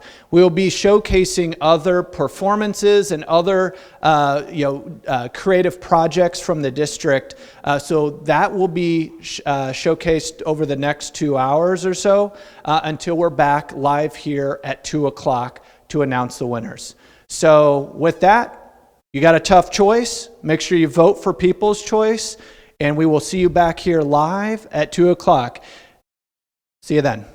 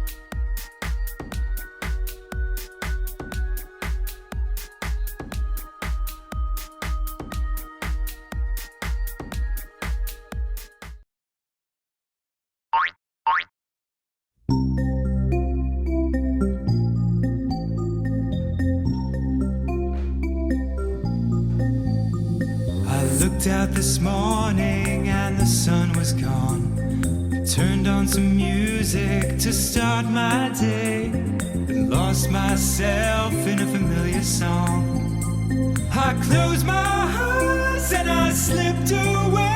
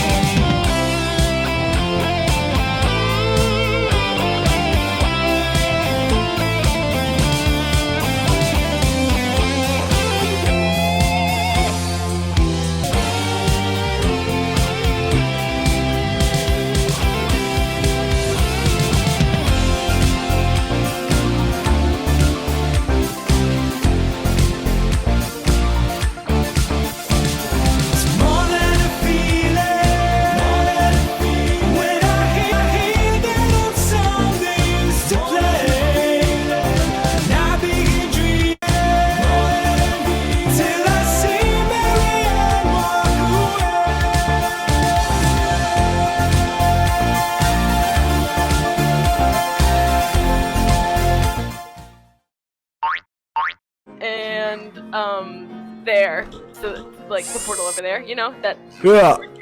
Okay, so then where you have that open and this open, and then I'm gonna have my portals here, and you're gonna go up there and stand on the brick or the button, so it gets rid of this little blue thing. just listen to me. Okay? I don't even know what the end goal is. My name is Opal Walden, and I've been studying quantum mechanics. The thing I found most interesting in all of this is quantum splitters. They can split a neutron, and it'll still be a complete neutron. I don't have the money to buy a quantum splitter or make one, but I have made this example. As you can see, the neutron currently has a positive spin. Once it passes this line, magnets can cause the neutron to then have a negative spin. This works both ways. Looking at my lower model, you will notice that I have it set so that there is one positive spin split and one negative spin split. This is like if you had a glass of water that was completely full and completely empty. You'll also notice this weird squiggly line. That is an interference. If the interference only accepts positive splits, then the positive split will go through and the negative split will be reabsorbed. That was a brief description of a quantum splitter. Thank you.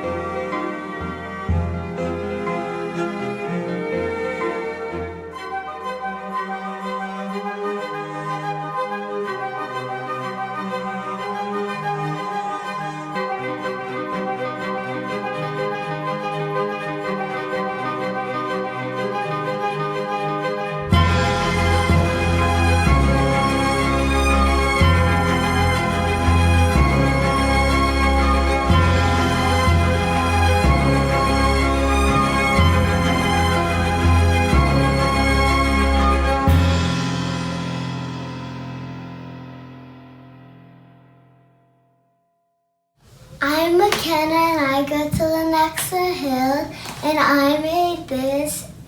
Its name's Bella, and I'm really proud of what I did. I painted it, and first you do the background, then you do this, then you do the little cup, and then you make the little heart. Thank you for watching.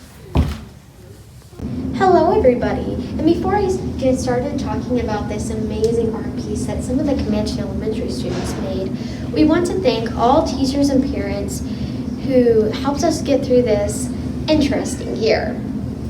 Well, my name is Sophia Odell, and I'm in the 5th grade. My school is Comanche Elementary. Just recently, we learned about the artist, Thank You X. We got to see some of his fantastic murals. He taught us when people come together, great things can happen. Now, thank you for listening. Evelyn Navarez. I came from Comanche Elementary, and I am a 6th grader. My artwork is Egypt themed, and I decided to go with the golden theme since it's a pharaoh, and pharaohs usually have more of an expensive type and more like this. I feel good about this. I'm not disappointed in like all my other paintings since this is school. So I don't feel bad about it. I feel pretty good about it. Hello, my name is Dulce Riso. I come from Comanche Elementary. I am in 6th grade.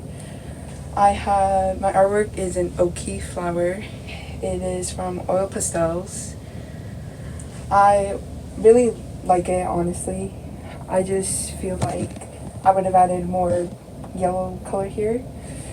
The goal was just to show a flower, I guess. And yeah, I feel pretty good about it. Hello, my name is Camille Hanlon. I go to Comanche Elementary. I'm in 5th grade. And this artwork title is Underwater Seascape. I used water paints, and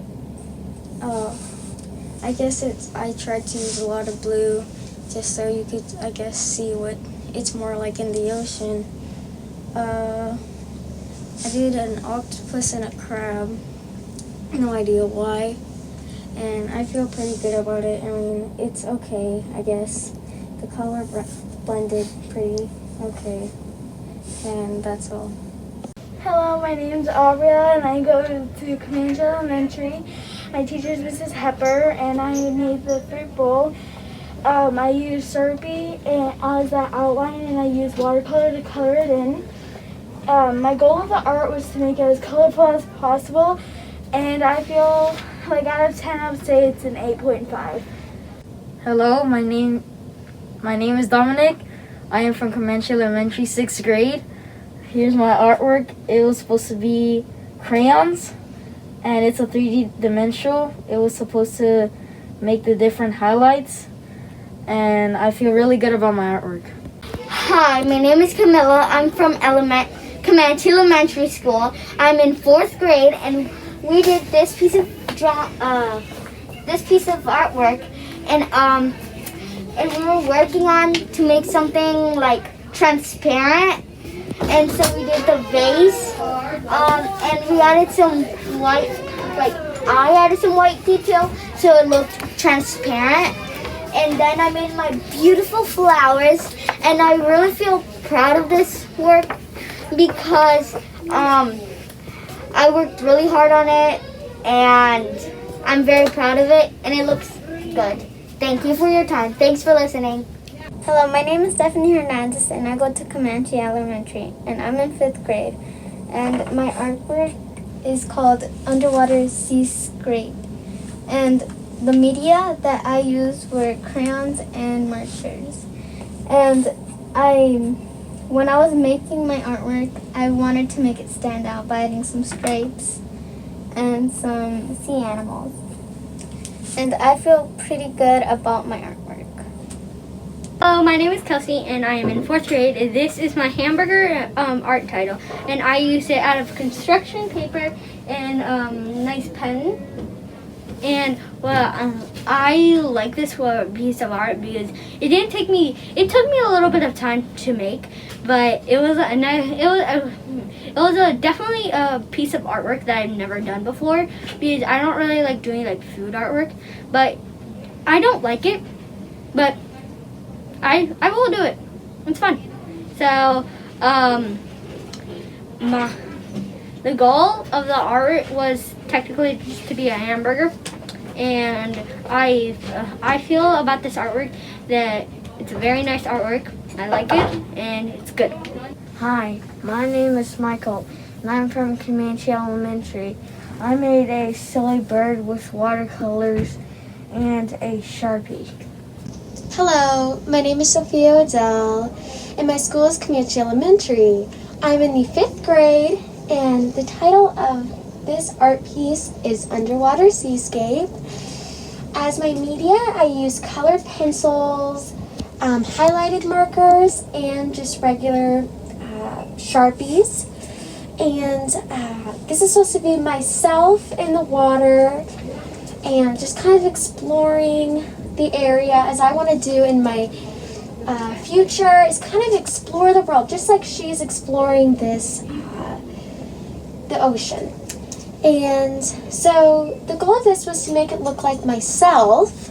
I like to have parts of my personality and my appearance in my art pieces, so it really is personalized. And I'm actually proud of this art piece. I worked really hard on it. I would bring it home and work on it for a couple hours to really get it perfect, because this piece meant a lot to me. So thank you for listening. Hi, I'm Abram from Comanche Elementary in the 1st grade. I made a Japanese doll soda and stuffed it. Hello, my name is Desiree. I go to Comanche Elementary. I'm in grade 6. This is a Brianna McCarthy artwork. I used crayons. And my goal was to make this look as unique as possible, like the eyebrows, the star, the lips, and the earring. And I think I did fairly well. My name is Devil, and I'm from Comanche Elementary, and I made a pear on a table. This is Audrey, and I'm from Comanche Elementary, and I'm in 3rd grade. And we were working on patterns, so I made a pattern on the umbrella, and this name of the work is Girl with the Umbrella Under the Rainbow. And we were like really working hard, and it took me 2 days, but it turned out really beautiful. I like it. Hi, my name is Mia. I am from Comanche. I'm in 4th grade. My artwork title is called The Bowl. I took a lot of time on it, maybe like 2 days, I don't remember. But the goal, like different shapes on the background that our teachers show what to do. And I feel proud of myself that I did a good job. And yeah, thank you for watching. My name is Jesus, and I'm in Comanche. I'm in 3rd grade, and I made a pizza, and it's 3D, and it's pop art. Hola, mi nombre es Olvin. Estudio en la escuela Comanche Elementary. Estoy en el grado 6º. Mi título de arte es El perro azul. Usé marcadores para pintarlo, y mi arte, pues quise que me quedara un poco bueno, entonces mi meta fue de que me quedara un poco mejor que el que tengo ahorita, y mi arte me parece bueno, y pues quisiera que me quedara un poco mejor.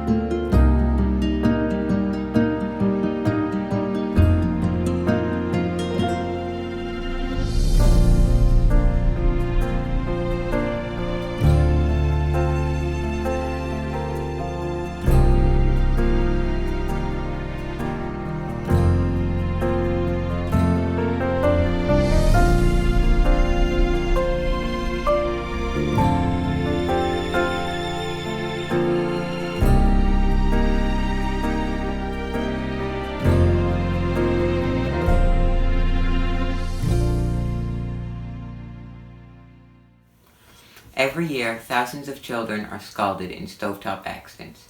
This can happen when a pot full of hot liquids is left unattended on the stove. So I invented a device to help solve this problem. I made the safety pot.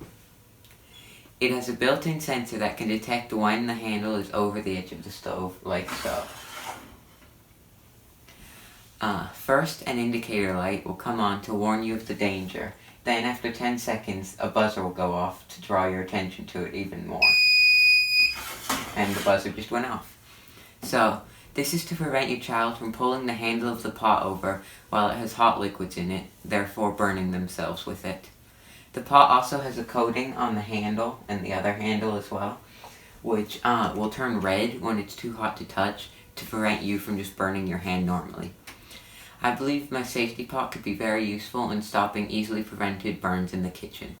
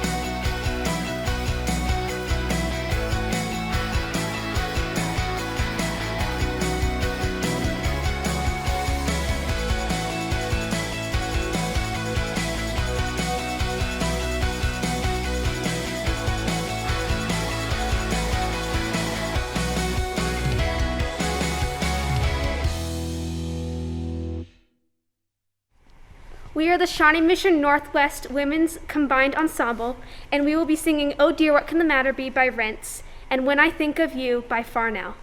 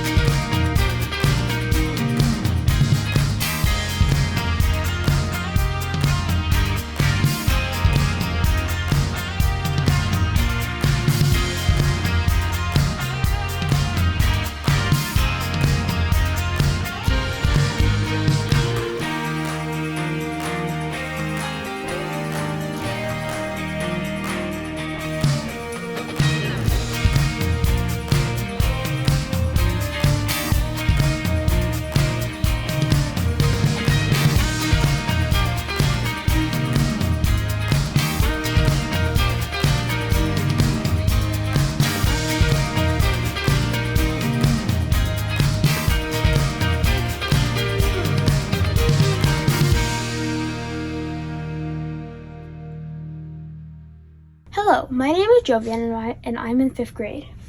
My plan is for a device I call the internal incinerator. First, the stuff goes in here, and the fumes are released along with the particles are attracted. The particles are attracted to a magnet and go into this. The fumes go up through filters, through turbines to generate power, and out through this grate. The power from the turbines can be stored in this battery for later use, powers the electromagnetic magnet and the incinerator. The control center is here. I invented this to deal with pollution and energy conservation is also needed. I thought it would be good to use to power large cities that have lots of garbage and energy shortages.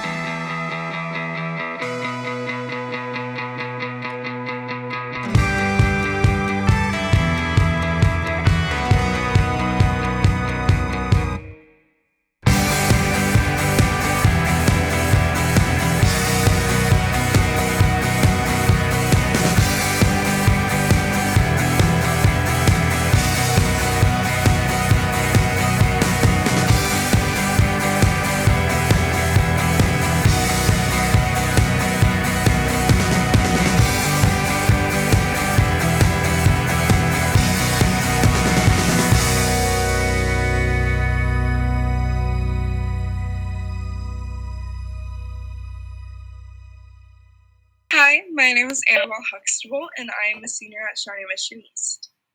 Hello, my name is Oluwaseun Kogan, and I am senior at Shawnee Mission South. We both participate in the medical signature program at the Center of Academic Achievement and are both enrolled in medical science too, as well as medical research with Dr. Fry. Our study examined the effects of social media usage in teenagers on their mental well-being with a focus on how it changed during the COVID-19 pandemic.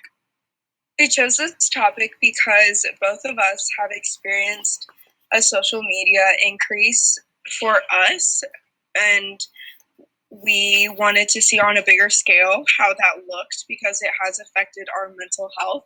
And we wanted to see if anybody else was going through those tough times because mental health is such a prominent thing right now, as well as social media. With more apps being created, we just wanted to see the difference. Our study aimed at identifying the impact of the pandemic on the amount of time spent on social media and whether the increased time has negative impact on our mental well-being. We developed a survey which consisted of 19 questions. The survey was given to junior and senior students at Shawnee Mission South High School and Shawnee Mission East High School. The questions addressed how much time the respondents spent on social media, which platform they use most often, and the impact social media has on our social and mental well-being. Our study brought preliminary evidence that may help determine social media's impact on teenagers' well-being during the pandemic. Our data showed a correlation between the increased use of social media during the pandemic and negative feeling of mental well-being. Overall, 74.4% of participants stated that their usage increased since the start of the pandemic. The data also showed a correlation of feeling of poor well-being and social media.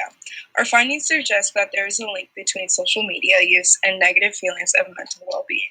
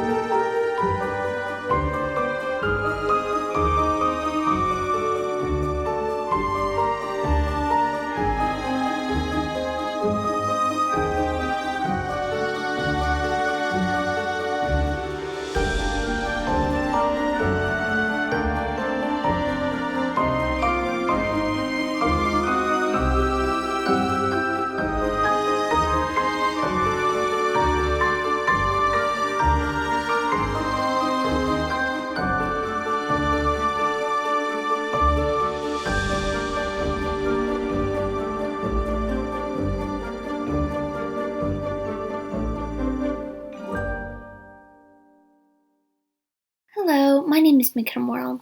I am a 7th grade student of Beth Richards at Indian Woods Middle School. For my science fair experiment, I tested the efficiency of 4 different types of masks using face masks using smoke.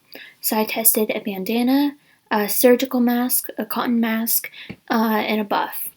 Using the data that I collected, I came up with percentages for how much of that smoke got through the mask. And using those percentages and the data that I collected, I made an educated guess on which mask would be most helpful against the coronavirus. I researched a lot about the coronavirus and how it works to understand how a mask helps you against it. Thank you.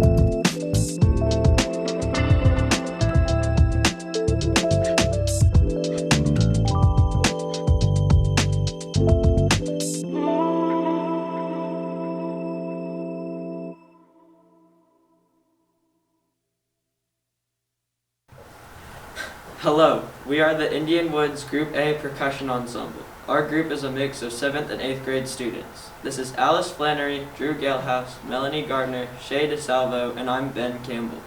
Today we will be playing Me Cha Cha Pati by Lalo Davila. 1, 2, 3, 4.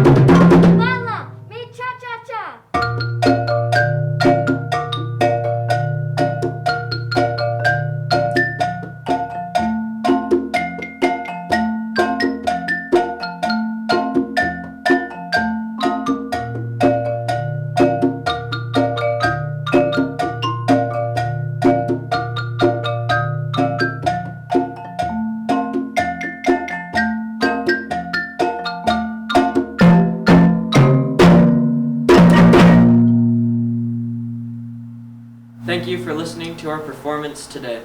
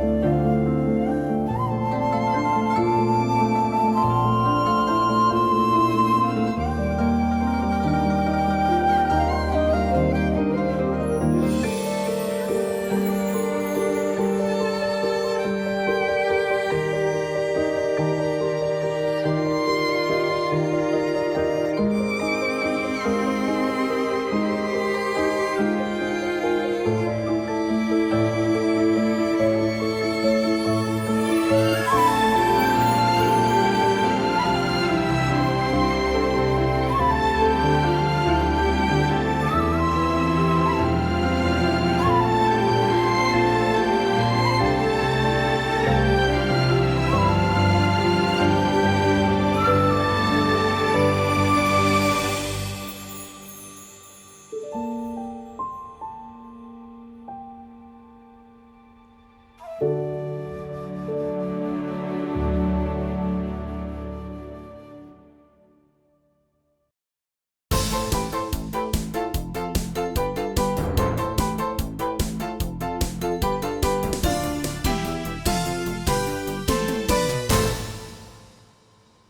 afternoon. It is my pleasure to welcome you to the 59th R&D Forum Next Great Idea Pitch Competition Awards Ceremony. My goodness, we have had such an exciting day here at the Center for Academic Achievement. This morning, we were energized and inspired by 8 very talented pitch finalists who live pitched their next big idea to judges. The judges have had an opportunity to tabulate and to think about all of the presentations, tabulate their counts, and so in just a little bit, we'll find out who the award winners are. We thank those of you that voted online, and we'll find out who the People's Choice Award winner is in just a bit, so excitement is definitely building. I'm going to take a moment to recognize a few people in the audience. Certainly, our event today would not have been possible without the partnership of our friends at Startland. So let's have a round of applause and thank them very much.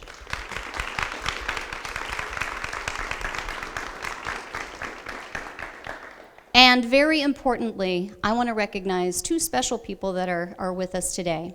Bob and Kathy Rainier are with us today from the Rainier family, and we are so grateful to them for their support, and we're so pleased that they could be here. So let's give them a round of applause.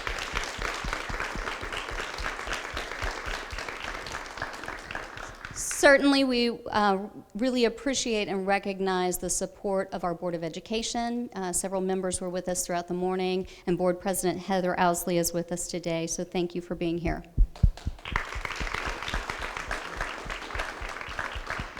And I think I would be remiss if I didn't say a special thanks to the amazing parents that we have had that have followed the students, supported the students, cheered them on.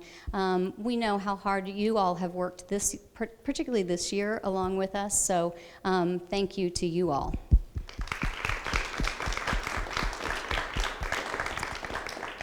At this time, I'll welcome up our Superintendent of Schools, Dr. Michael Fulton.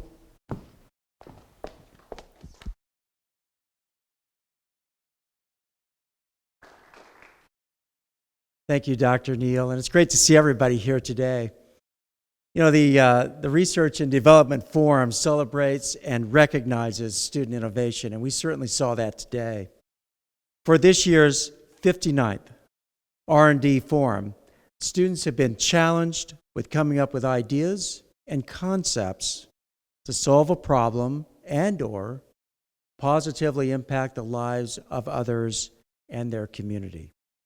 This year's R&D Forum with the Next Great Idea Pitch Competition directly supports SMSD's Real World Learning Initiative. Through this process, students have been able to hone skills connected to Shawnee Mission's 3 strategic plan objectives, which are that every student will have a challenging and relevant personalized learning plan that supports them in demonstrating personal resilience as they go on their journey to be college and career ready, and empowers them with using interpersonal skills such as empathy, communication, and advocacy that support them in their life success. We are also featuring in our digital showcase the outstanding work of our K-12 students across multiple disciplines, including the arts, science, and career technical education. And that digital showcase has been airing during the breaks today and is available online. You know, we're just so grateful to the Rainier family who continue to support the innovation of our students through their generosity as sponsors of this forum. And so let's take a moment and look at a video highlighting the history of the forum. When the forum began in 1962, the focus was on scientific research and investigation. Vic Rainier Sr., an area businessman and community leader, provided the inspiration, vision, and financial support to create the forum as a catalyst for engaging students in research and encouraging them to become scientists. It's just that he wasn't fascinated with science as much as he was fascinated in the power of what science could do for society. My father always liked young, productive kids, and liked the idea of keeping them intrigued and always challenged. There really wasn't a great system in place to recognize people that excelled in the sciences and in the science fair and technology and things like that. And he just wanted something that would allow them to be recognized, as well as people that were recognized for the arts and for sports. The Research and Development Forum has changed over the years. In the 1970s, it expanded beyond science to become a district-wide forum to not only showcase research, but to highlight student skills in a broad range of subjects and to recognize academic success in all curricular areas. When you nurture somebody's ability to think creatively, or to think scientifically, or to think philosophically, it has profound impacts. I think it kind of marks you in a way. I mean, that's what we need are more and better ideas. I think a lot of the things that come out of some of these projects are, sparks that could, ignite into something really bigger and better. We're very pleased. I mean, to be associated with the school district, it is a great, we're all products of that school district, and we're pleased to be able to make a contribution back to help. Yeah, to give back and to feel like we're having the opportunity to give back to something that gave a lot to us. And now I'd like to introduce and welcome to the stage Mr. Bob Rainier, who will be making some comments on behalf of the family.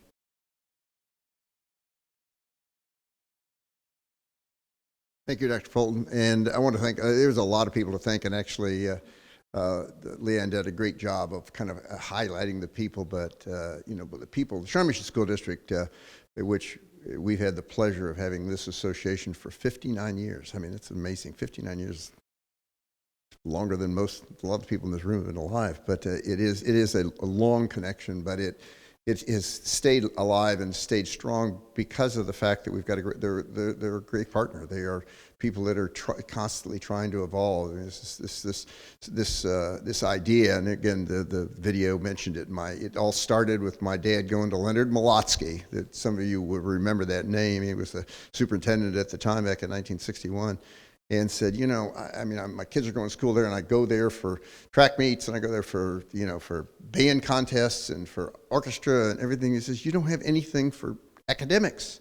And he said, that's the most important thing, and I want to do something. And so at that time, the science fair was around, and he said, maybe we can do something with that and make that into more of a, something with a prize, or with a, something that would incent young people to become more involved with that. But that was the start of the great idea. But it's evolved. It went from the science fair to the Research and Development Forum, and I think this event today was a great pivot by the school district to come up with something that was relevant, something that and what Dr. Fulton mentioned early on in the whole concept of education and the goals of the district it's much more complex. It's not just math and science and reading, writing, and arithmetic. It is everything. It's interpersonal relationships. It's respect. It's empathy. It's all those things that we all know are necessary for a better society for the future. So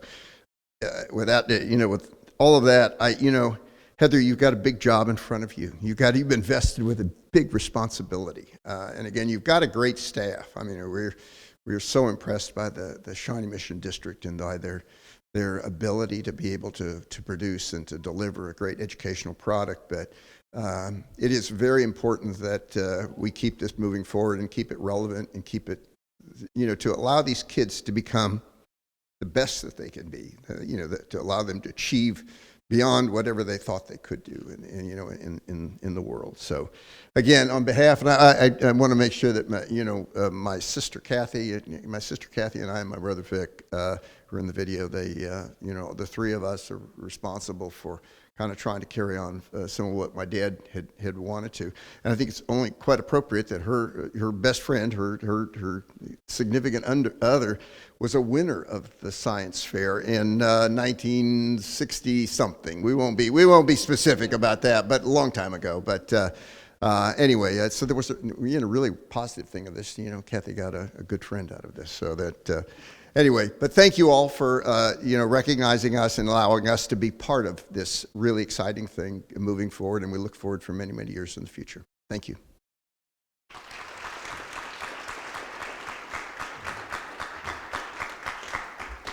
Thank you, Mr. Munier and Kathy. We so appreciate the support of your family, and we couldn't do this without you.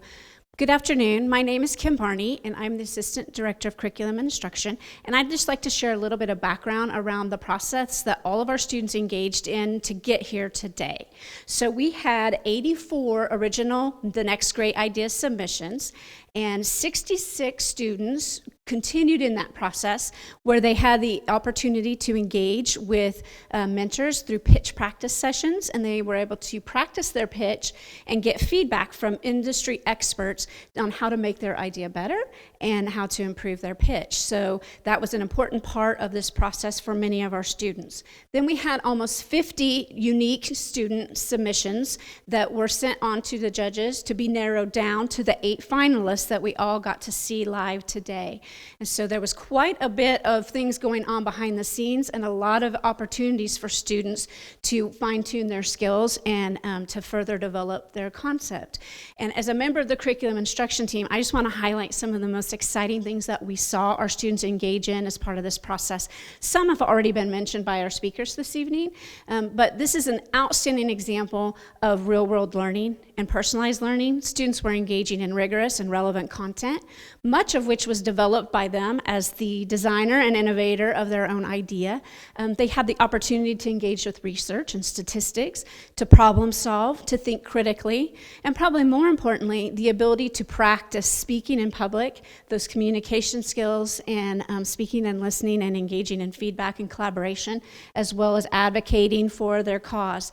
So a lot of high-level learning took place, and that's exactly what we want to see. And then I would be remiss if I did not extend a personal thank you to all of our teachers, all of our students, and all of our parents who engaged in this process from the beginning to the end. We know this has been a difficult year, and you stepped up and did something extra when it was hard, and I hope you found it to be as rewarding as I did. It has been my pleasure to be involved in this high-level learning process, and we are excited about expanding it in the future. I would like to turn it over to Veronica with Startland, and she's going to talk specifically about the growth that she saw in the students as they engaged in those pitch practice sessions. Hi everyone, my name is Veronica Alvidres. I'm the experience manager at Startland, and I got to have all the fun with the students for the last few weeks. So it's been just a joy to see their progress and their growth. I've seen confidence go through the roof. They challenged their thinking. They had to test their own assumptions as far as the innovative solutions they were creating for the world.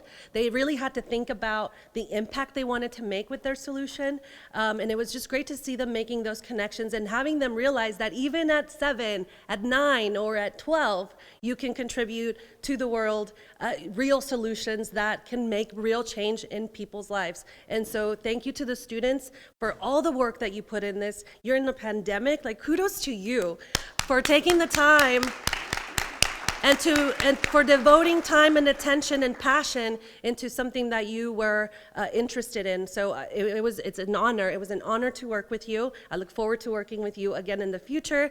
And for as far as from Startland, to all our mentors watching at home, thanks for your help coming to those pitch practice sessions to give the students feedback. And we hope that everyone involved enjoyed their experience, particularly the parents. Thank you also. You also got some design thinking training along the process. So thank you for supporting young people at home and for staying engaged. And you're here. Congratulations to our top 8. And I'm excited to hear who takes the big bucks today. Before we move forward with that, we'll hear from our judges so they can tell us a little bit more about what they heard. Thank you.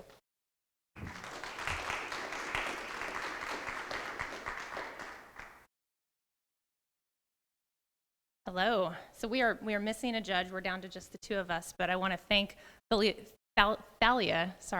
Cherry, who had to leave early today. So I'm Melanie Haas, and this is Jenny Hanna. I just want to say the scoring and judging was really exceptionally tight. it's a testament to the tremendous amount of work that you guys did on these projects. It was absolutely amazing. The creativity really shined through, and I want to say thanks from the bottom of my heart, because it was so inspiring to see such a diverse group of students, all different grade levels, who brought some really neat ideas. So as judges, we witnessed a lot of very thorough research in these projects, and we saw some really great presentations. We just had a really hard job, and ultimately we needed to ask ourselves questions and ask questions of each other to really whittle it down to the final three. So do you want to talk about the questions that we asked? I've got a few of them. Okay. So first, I'd like to say today was a total joy as compared to everyone else that's been mentioned before, from administrators to students. Melanie and I stepped in today. This was our only involvement, and it was a sheer joy to watch you guys do this. So nonetheless, we had a job and we had to choose. So some of those questions that we had to consider as we listened and then discuss as a group were, did the student talk to others? Did they research who's experiencing this problem? What is the problem? They had to define it and name it. Is it a challenge that is encountered by many people or just a handful? Is the idea a standout in its field? Is it a unique idea? Is it a unique product? These were all things that we had to consider. I'm going to let you take over the rest. No, I think that's great. We're standing between them and finding out who the winners are. So thank you for sharing your students with us, and thank you all for your entries. We really appreciated it, and I look forward to learning who our winners are.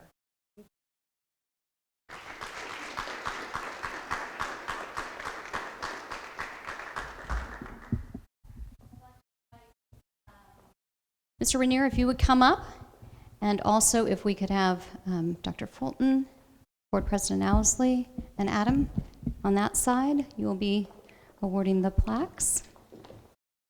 Okay. Everybody ready? Everyone in the audience ready? All right. Kim.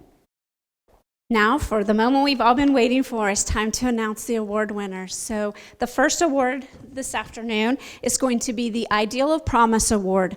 This student will receive $500, $100 which can be used however he or she chooses, and up to $400 that can be used to further his or her idea of promise. So without further ado, I would like to welcome George Tiffany to the stage as our Idea of Promise Award winner. George, come on up. You're going to go get a plaque from Dr. Fulton.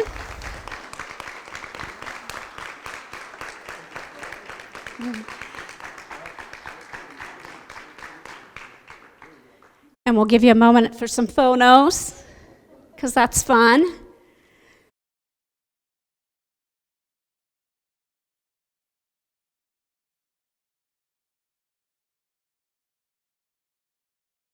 Absolutely. Congratulations, George, and we are so proud of you.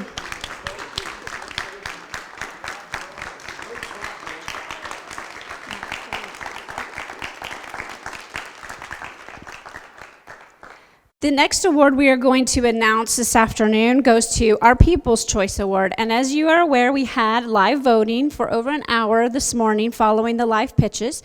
We collected over 750 total votes, and our award winner for this category received over 30% of those votes. So it is my pleasure to welcome Mark Janda to the stage for the People's Choice Award. Mark, come on up. Get your plaque and your check.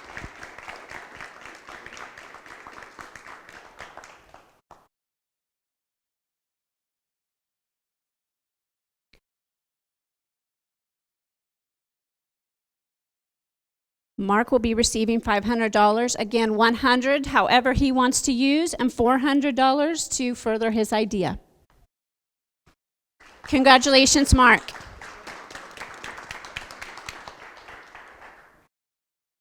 It is now my pleasure to announce our 3 Next Great Idea Rainier Award winners.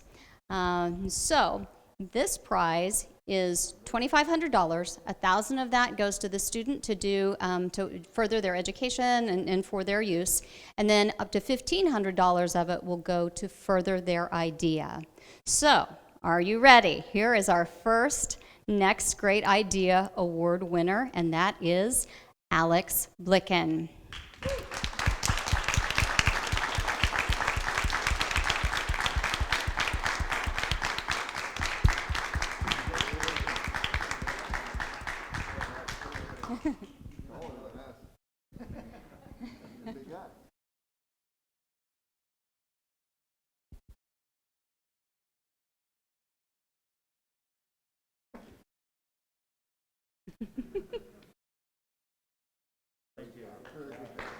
Congratulations, Alex. Great job. All right. Our second Next Great Idea Award winner is Gabby Lichtai.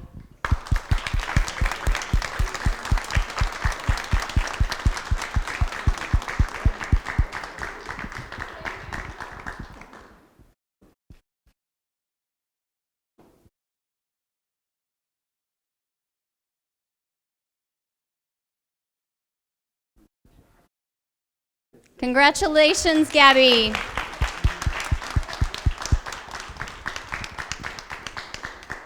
And our third Next Great Idea Award winner is Nathan Mistel.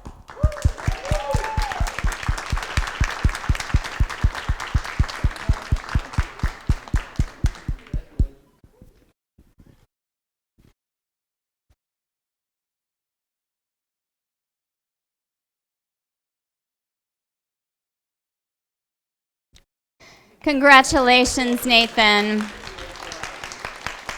Thanks to all of our award winners and to all of the students that were finalists today or that entered this competition.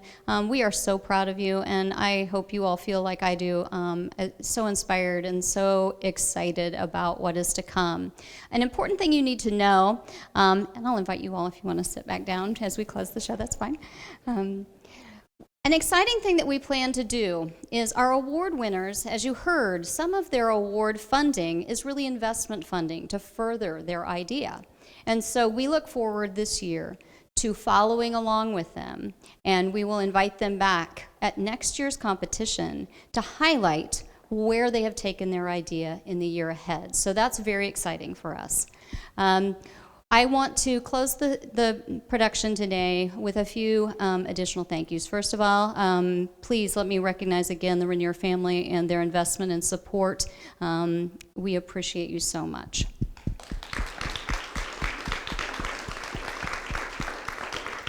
At Startland, I want to thank Adam Arredondo, I want to thank Matthew Mellor, and I want to say a very special thank you to our collaborator, Veronica Alvidrez. She was a fabulous moderator on those pitch practice sessions, and we've really enjoyed working with her.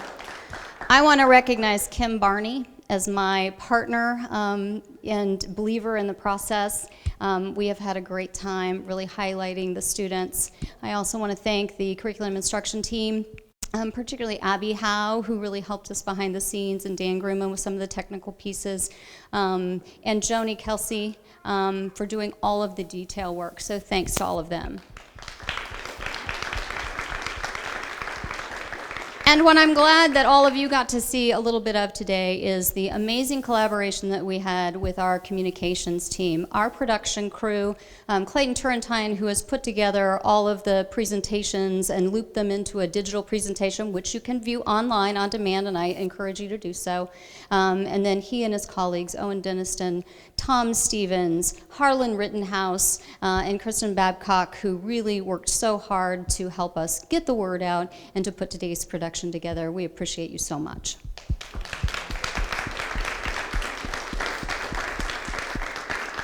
So we can't wait to see where the next year takes us, and we encourage you to keep dreaming, keep creating, keep innovating, and we will see you next year. Thank you for watching.